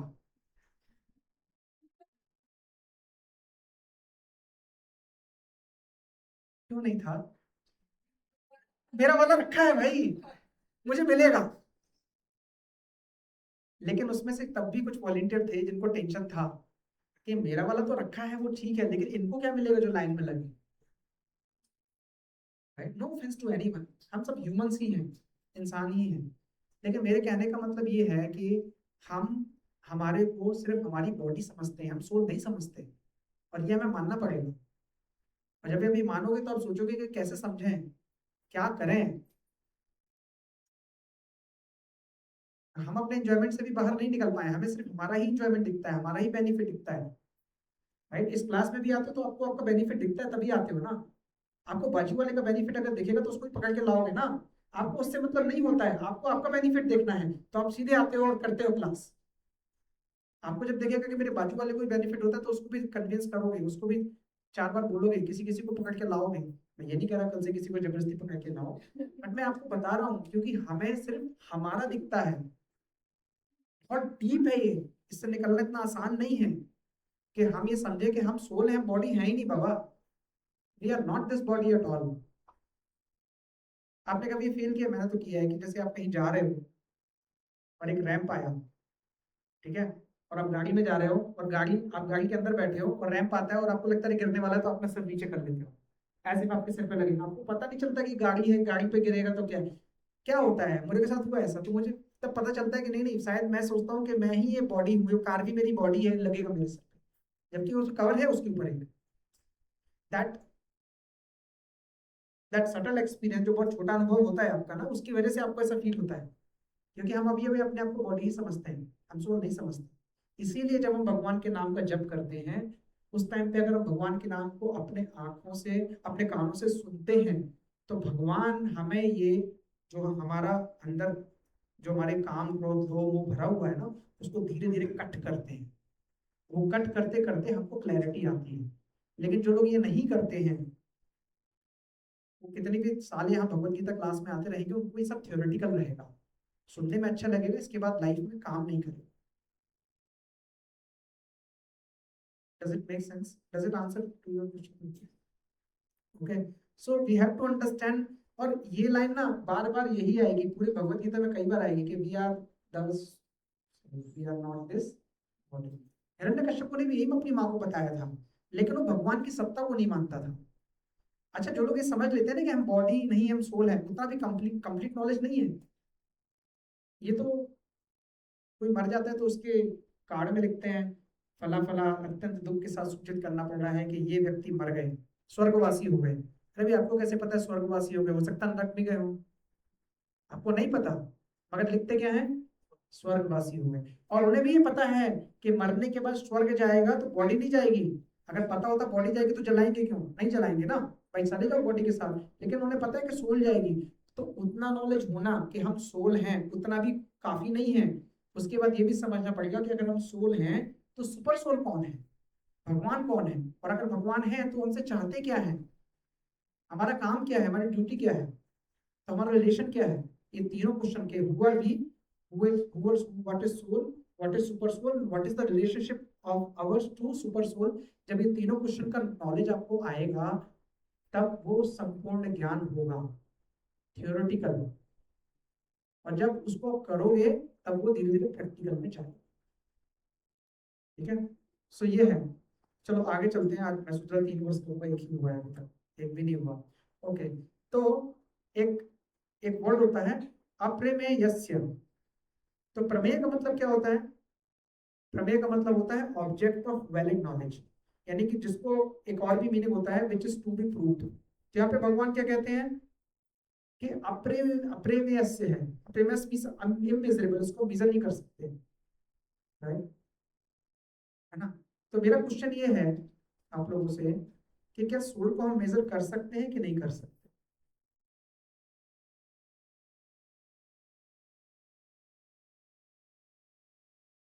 हम नहीं कर सकते तो कौन करेगा? न्यूटन ही करेगा, हमारा काम नहीं। Anybody else? हम नहीं कर सकते, छोड़ो, क्या कोई कर सकता है? नहीं कर सकता है ना। पहले तो अमीबा को भी मेजर नहीं कर सकते थे साइंस में, राइट। लेकिन बाद में उन्होंने निकाला कुछ मेजरमेंट का तरीका। चलो मान लेते हैं अभी नहीं कर सकते, आज से 50 साल बाद 100 साल बाद साइंस डेवलप कर जाती है, तो आपको लगता है कि मेजर कर सकते हैं? पहले तो फोटोन, इलेक्ट्रॉन, न्यूट्रॉन, ये सब न्यूक्लियस जो होता है साइंस में, उसको भी नहीं कर सकते, लेकिन अभी देख सकते हैं ना, कर सकते हैं ना, यूनिट आ गई ना उसकी भी, नैनोमीटर, नैनो सेंटीमीटर, वट। तो आपको लगता है कि चलो आज से 10 साल बाद, 20 साल बाद, 100 साल बाद शोर को मेजर कर सकते हैं? Any possibility? एग्जिस्टेंस तो है, हम तो एक्सपीरियंस कर ही रहे हैं। लोकेशन मैंने बताई क्लास क्लास में, आप नहीं थे। लोकेशन है 5 वायु के बीच में बैठी रहती है वो।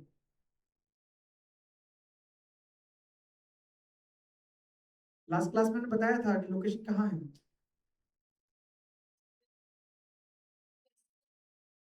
स्पिरिचुअल चीजों को मेजर नहीं कर सकते, जैसे आप कह रहे हो कि सिर्फ मटेरियल चीजों को मेजर कर सकते हैं, तो फिर वो श्लोक गलत है जो लिखा था।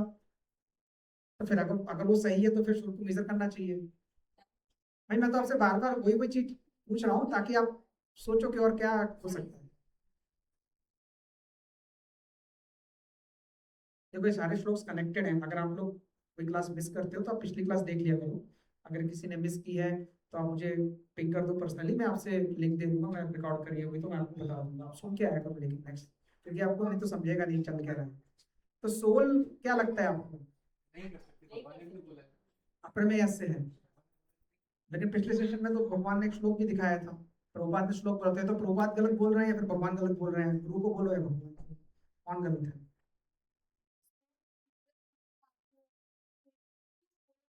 नहीं, सोल का साइज कितना है? 5 सेंटीमीटर, 2 सेंटीमीटर, नैनोमीटर? अरे अभी तो आपने बताया था soul is the size of the soul is 1/10,000 of a tip of a hair. Last class में भी हमने बात की थी।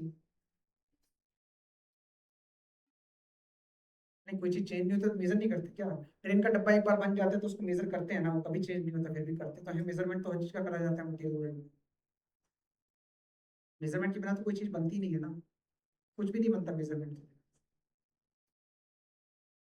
मटेरियल वर्ल्ड का तो मैं क्या बताऊं, मैं एक दिन ऑफिस से वापस आ रहा था, मेरा ऑफिस सर्कल के पास में है, फैशन डिस्ट्रिक्ट में। आई वाज जस्ट ड्राइविंग, 2 दिन पहले की बात है, मेरी नजर पड़ी लेफ्ट में, तो वहां पे फर्स्ट फ्लोर पे एक शॉप थी, उसका नाम था do you love your nails. मैं थोड़ा सोचा ये क्या लिखा हुआ है, आगे देखा तो that shop name was nail studio. ये नाखूनों के लिए एक शोरूम बना है, ये नाखूनों के लिए जिसको काट के आप फेंक देते हो कूड़ेदान में, इसके लिए एक पूरा प्रॉपर यू नो एक स्टूडियो है, नेल स्टूडियो। कौन सा जगह है, नानक रामगुड़ा है जो बीच में, जो भी यूएस एम्बेसी के बाद आता है, गोली डॉटी, वहां पे एक शॉप है, उसका नाम है नेल स्टूडियो। आप सोचो कि लोग बॉडी से कितना एनग्रॉस्ड हैं कि बॉडी को ही बॉडी समझते हैं। वो नेल के लिए प्रॉपर शोरूम है, जहां पे वो नेल के साथ क्या क्या करेंगे भगवान जाने, मुझे नहीं पता, मगर उसका प्रॉपर स्टूडियो है जो सिर्फ नेल्स पे काम करेगा। I am surprised to see. I am not commenting who will go there, who will not go, it's different matter, किसी को जाना है तो जा सकता है। But think about it, how much people are only related connected to the body, they are not thinking beyond it. जब इसकी spirituality is much, it is not this body or this subtle body, right? So okay, so question पे आते हैं। तो question ये था कि soul को मेजर कर सकते हैं कि नहीं कर सकते। तो प्रैक्टिकली स्पीकिंग मटेरियली आप मेजर नहीं कर सकते, बिकॉज ये बहुत सूक्ष्म है, और बिकॉज ये बहुत सूक्ष्म है, बहुत छोटा है, इसी वजह से ना तो आप इसे काट सकते हो, ना मटेरियलाइज देख सकते हो, ना इसका ऑब्जर्वेशन मतलब इसको एक्सपीरियंस कर सकते हो, बट मटेरियलाइज से नहीं देख सकते हो, ना इसको डैमेज कर सकते हो। ठीक है, तो फिर क्वेश्चन ये आता है कि वो लिखा क्यों गया है, जो पिछले पिछले क्लास में हमने श्लोक देखा था कि वो सोल का साइज होता है एक बाल के एक कोने के टुकड़े को 100 पार्ट करो, और 100 पार्ट में से एक पार्ट को फिर से 100 पार्ट करो, उतना साइज होता है सोल का। इसलिए बताया गया था तत्वदर्शी के लिए, क्योंकि थ्योरेटिकल क्यूरियोसिटी रहती है बोलने में, and because of that it was given that this is the actual size, that unit. जैसे आपको बैंगलोर में कोई पूछे ना, भाई तेरा ऑफिस कितनी दूर है, तो आंसर क्या होना चाहिए? 5 किलोमीटर, 2 किलोमीटर, 10 किलोमीटर। लेकिन आप पूछे देखो किसी से तो लोग क्या बोलते हैं? 1 घंटे या 15 मिनट। क्या मैथमेटिकली डिस्टेंस का यूनिट मिनट हो सकता है? लेकिन वो मिनट क्यों बोलते हैं? It's an analogical reference for you to understand that how much time it will take to go, but actually में मैथमेटिकली वो क्या है? रॉन्ग है। अगर मैं मैथमेटिकली सिमिलरली अगर मैं मैथमेटिकली देखूं कि भाई मुझे सोल को इंची टेप से नापना है, तो वो गलत तरीका है। लेकिन आपको एक एनालॉजिकल रेफरेंस दिया गया है कि आप समझो कि सोल का साइज एक्चुअली में कितना है। अभी ये क्लियर हुआ सबको? सो सॉप्रेमेस से आपको क्लियर हो गया। सॉप्रेमेस से का मतलब होता है कि देखो हम लोग जो पढ़ रहे हैं ना, ये स्क्रिप्चर्स हैं, स्क्रिप्चर्स कभी चेंज नहीं होने वाले, ये आज भी वैसे ही हैं, आज से 100 साल बाद भी वैसे रहेंगे, आज से 1 लाख साल बाद भी वैसे रहेंगे, और आज से 1 लाख साल पहले भी जो ये है वो यही तथ्य था, यही ट्रूथ है, तो ये चेंज नहीं होने वाला है। ठीक है ना? तो ये तत्वदर्शी ने बताया है, इसलिए ये वैसे का वैसे ही रहने वाला है। तो यहाँ पे यही एक अथॉरिटी है, अथॉरिटी मतलब यही अथॉरिटी है, इसी को रेफर करना पड़ेगा अगर हमें स्पिरिचुअलिटी समझना है। जैसे अगर आप कोर्ट में जाओगे और 2 वकील आपस में बहस कर रहे होंगे, तो उनका बेस क्या होता है?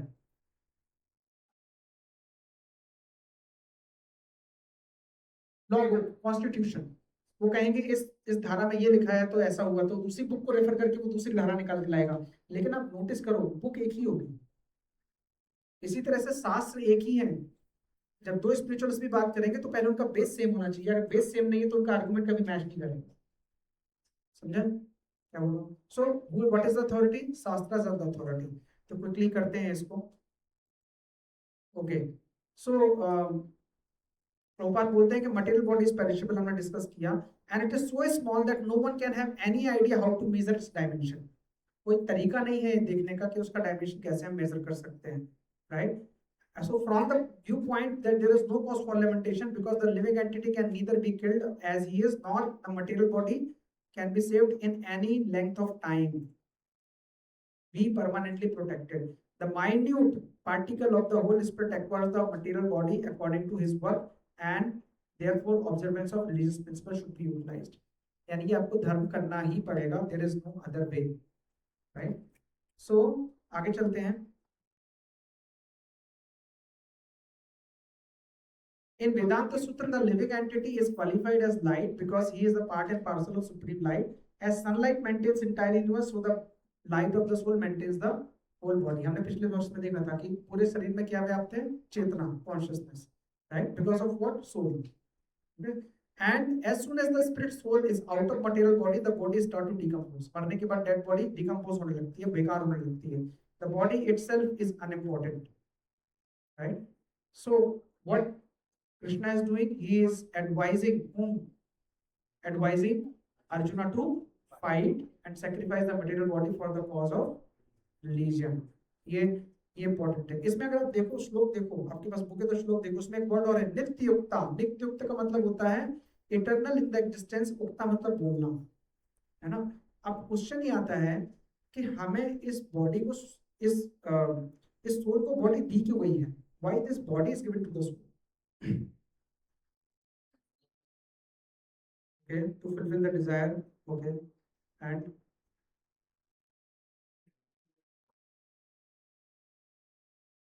but एक्शन करना क्यों है?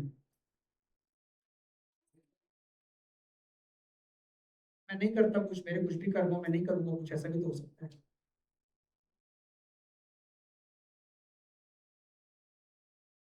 तो अभी वो तो कह रहे हैं कि कर्म के लिए बॉडी मिली है, कोई बोल रहा है कि डिजायर के लिए मिली है, कोई बोल रहा है भगवान को पाने के लिए मिली है. किस लिए मिली है बॉडी? एंजॉयमेंट के लिए मिली है बॉडी? डिसाइड करो ना, बॉडी मिली किस लिए?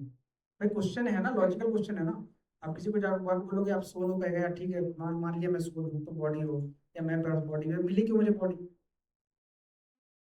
बच्चे स्कूल में जाता है पढ़ने, आप बोलते बेटा पढ़ो, बच्चा पूछता है ना मैं क्यों पढ़ूं भाई, मैं तो खेलने में इंटरेस्टेड हूँ, मैं टीवी देखूंगा तो क्या ही फर्क पड़ेगा?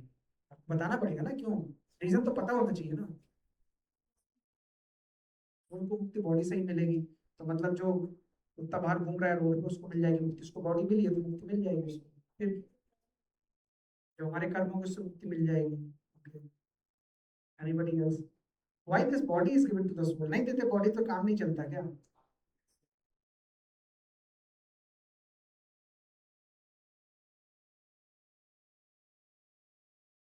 Lead you to the path of. Okay, तो आपका मतलब है कि गॉड रियलाइजेशन के लिए बॉडी मिली, अपने एंजॉयमेंट के लिए नहीं मिली.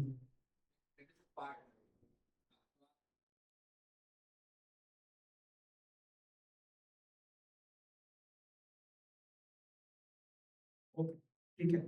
सो एक्चुअली बॉडी हमें, आप लोगों ने, काफी लोगों ने सही बोला, बॉडी हमें दो रीजन से मिलती है. पहला रीजन होता है एंजॉयमेंट, क्योंकि हमारी डिजायर वैसी रहती है, I should enjoy this thing, right? और दूसरा होता है that body is also given for liberation. अब आपको दोनों में से क्या चूज करना है आपके ऊपर है. जो इस क्लास में नहीं आता है वो सिर्फ एंजॉयमेंट समझता है, जो इस क्लास में आता है वो लिबरेशन समझता है, और जो इस क्लास में आता है और क्लास से जाने के बाद वो बैलेंस करने की कोशिश करता है, थोड़ा एंजॉयमेंट कर लेते हैं, थोड़ा लिबरेशन कर लेते हैं. हम उसी स्टेज में, सो कहते हैं चप्पल सुख, right? So body is given for two reasons, एक एंजॉयमेंट और एक लिबरेशन, राइट? ये डिपेंड करता है हमारे ऊपर कि हम क्या चूज करते हैं. हम सिर्फ एंजॉयमेंट करते हैं या हम लिबरेशन की तरफ भी फोकस करते हैं, और हम कितना कितना दोनों पे बैलेंस करते हैं, और धीरे धीरे हम उसकी तरफ जाते हैं कि नहीं, ये हमारे ऊपर है. ठीक है ना? और आप ऑलरेडी जा रहे हो, आपको पता नहीं चल रहा है. आप सोचो कि पहले जब आप इस क्लास में नहीं आते थे, जब से आप इस क्लास में आए हो तो आप थोड़ा सोचते हो कुछ खाने से पहले, कहीं जाने से पहले. यहाँ आपको संडे को आप प्लान बनाते हो कि नहीं यार सुबह जल्दी उठेंगे, क्लास में जाना है, अपने सारे काम निपटाएंगे ताकि कोई मेरे ऊपर डिपेंडेंट न रहे, और हम क्लास में जाएंगे, कुछ अच्छा सुनेंगे, अपनी लाइफ में अच्छा अप्लाई करेंगे। तो आप दूसरी तरफ भी सोच रहे हो, एनवायरमेंट को कम करके लिबरेशन की तरफ आगे बढ़ रहे हो। तभी जब मैं आपको क्लास के शुरू में बोलता हूँ congratulation to all of you because you have come here, it's a very sincere thank you to each one of you from my side, क्योंकि ये इजी नहीं है। किसी दिन आपका हाथ पैर दर्द हो रहा होगा, किसी के घर में काम होगा, किसी को बच्चे की तबीयत खराब होगी, किसी के घर में गेस्ट आएंगे, कभी आप घर में छुट्टी में घूमने जा रहे होगे, कुछ ना कुछ आपको 10 साढ़े 10 बजे आ जाएगा कि आप इस क्लास में नहीं पहुंच पाओगे, फिर भी आप आते हो। इट मीन्स आप दूसरे वाले पर्पस को भी समझने की कोशिश कर रहे हो, जो अच्छी बात है।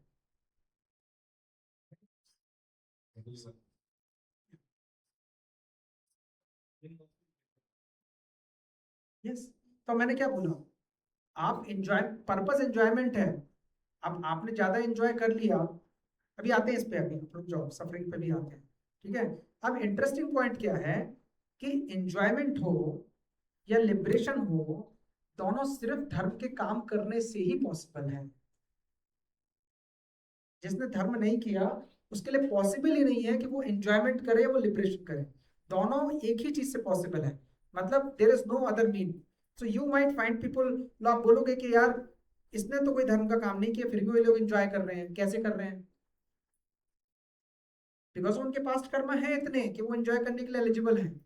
और आप बोलोगे कि यार मैंने तो बहुत धर्म कर्म के काम किए, फिर मेरे साथ ऐसा क्यों रहा है? तो हो सकता है कि आप अभी कर रहे हो तो आप आगे के लिए जोड़ रहे हो, बट जो एंजॉयमेंट कर रहा है या जो लिबरेशन के लिए फाइट कर रहा है, दोनों को धर्म करना पड़ेगा। बिना धर्म के वो नहीं जा सकते आगे। There is no other way, understand this, okay. There is no other way कि आप आगे जा पाओगे, आप बिना धर्म के आगे नहीं जा पा सकते, राइट। अगर आप धर्म फॉलो नहीं कर रहे हैं then you can not go forward, okay. So dharma is the only way that is there, and if dharma is the only way then there is no point of lamentation, Arjuna, क्योंकि तुम धर्म का काम कर रहे हो, इनको मार के, युद्ध करके तुम धर्म का काम कर रहे हो, तो तुमको शोक करने की क्या जरूरत है? Why are you lamenting? So Lord Krishna is giving a clear knowledge to Arjuna कि why you should not lament in killing your guru or your Bhishma Pitama, anybody or even your brothers. तभी तो पिछले वाले श्लोक में क्या last line थी? तस्मात् युद्धश्च Bharat, hence you should fight. That is what they are saying. Any doubts, any questions? समझ रहे हो आप? जो आप बोल रहे थे ना कि सफरिंग, वो जो सफरिंग कर रहा है वो कार्मिक है, लेकिन आप देखो कि धर्म करे बिना भी इंजॉय कर रहा है। अरे यार ये नहीं था तो बताओ, इसने कुछ नहीं किया, करोड़ों करोड़ों रुपए कमा लिए, राइट। इसी इसी एरिया में I know few politicians very closely who were kind of in a very pitiable life 20 years 15 years back. One of them or some of them may be an auto driver also, and he is a politician today. क्यों भाई, क्यों, कहाँ से होगा? हमारे क्यों नहीं होता?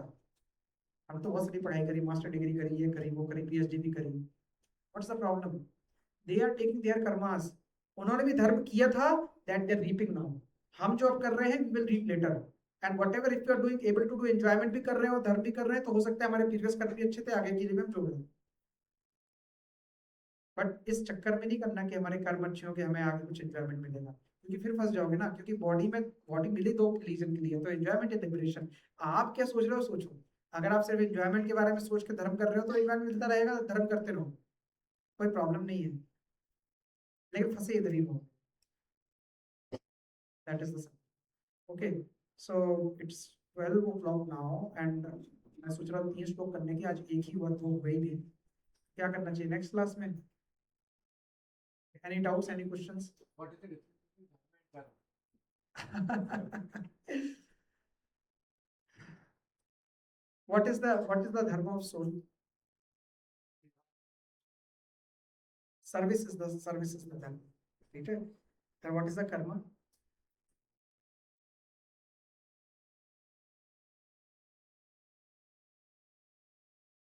जो हम काम कर रहे हैं उसको करने के लिए वो कर्म है, राइट। हम अब धर्म, मतलब कई लोग धर्म को ड्यूटी से भी अटैच कर देते हैं। धर्म का मतलब होता है कि धर्म और ड्यूटी में थोड़ा सटल डिफरेंस भी है, वो हम आगे देखेंगे, बहुत डीप है, 1 घंटा लगेगा समझाने के लिए। लेकिन अभी आप इतना समझो कि धर्म और कर्म अलग चीज है। भगवान कृष्ण अर्जुन को बता रहे हैं कि तुम क्षत्रिय हो, तुम्हारा धर्म क्या है। उस धर्म को पूरा करने के लिए क्या कर्म होना चाहिए वो अर्जुन डिसाइड करेगा। आपका धर्म क्या है? अपने बच्चे को अच्छी एजुकेशन देना। आप डांट के भी पढ़ा सकते हो और समझा के भी। आपका धर्म क्या है? To make him a devotee. But आप डांटना एक काम है और प्यार करना दूसरा काम है, समझाना तीसरा काम है। तीनों एक्शन अलग अलग हैं, लेकिन आपका इंटेंट फिक्स है। तो आपका धर्म क्या है वो आप समझो, आप उसको कैसे एग्जीक्यूट करोगे उसमें पहुंचने के लिए आपके ऊपर है। Everything is related to each other but not directly related. ठीक है। अभिमन्यु को, let me take this side, Dronacharya को किसने मारा था?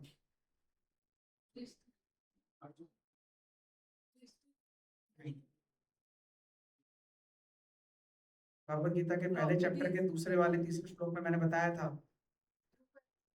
बंदे नहीं मारा, दूसरा नहीं थे। हाँ, धृष्टद्युम्न, राइट। और पता है कब मारा था?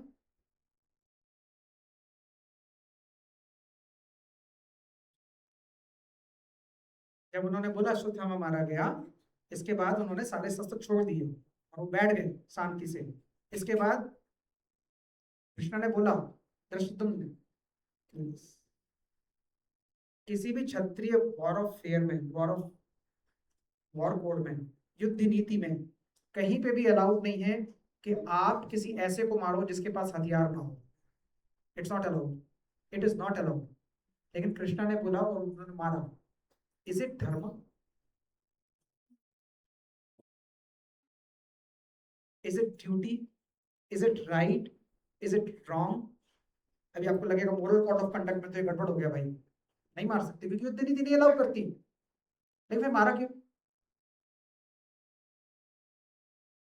भगवान ने बोला, दैट इज द वर्ल्ड। तो आपको जो चीज मोरली गलत लग सकती है ना, एक्चुअली में सही भी हो सकती है। अगेन इंटेंट पे डिपेंड करता है कि आपका अलवर की कहानी सुनिए। अलवर्स थे, कुछ अलवर्स थे जिन्होंने कुछ ऐसी कंडीशन में चोरी करके भी मंदिर बनाए and they did not get any sin. तो again intent matters, action does not matter. So what is karma and what is dharma? अगर ऐसा कभी डाउट होना तो पहले धर्म के बारे में सोचो, कर्म बाद में आएगा, क्योंकि that will give you the intent. उस इंटेंट को अचीव कैसे करना है, जैसे भी करोगे ना उसका पाप और पुण्य नहीं लगेगा। तो कर्म एग्जिस्ट ही नहीं करना, फिर टेंशन क्या है? लेकिन हमारा प्रॉब्लम क्या है ना कि हमको लगता है ये कर तो रहे हैं लेकिन पाप ना हो जाए, कर तो रहे हैं लेकिन पुण्य ना हो जाए, क्योंकि हम अपने आप को बॉडी समझते हैं ना। आप सोल लेवल पे सोचोगे ना तो उसका मैटर ही नहीं करेगा वो। Is it answer? Okay, anybody else, any question? कोई डाउट किसी का?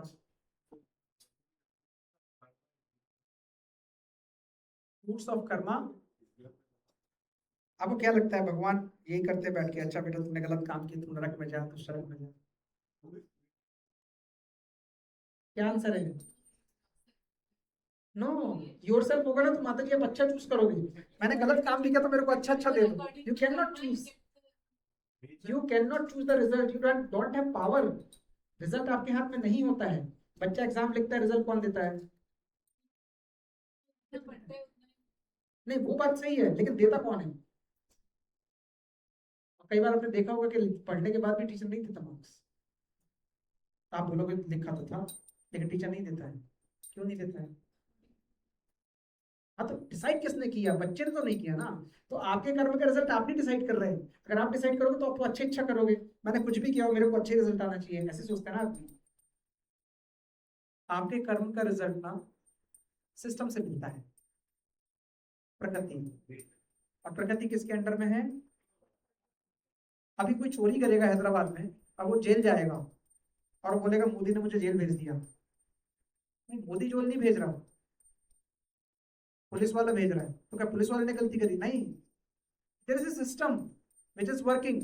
If you do not fall into that system you will get the result of that, and there is no fault of anyone.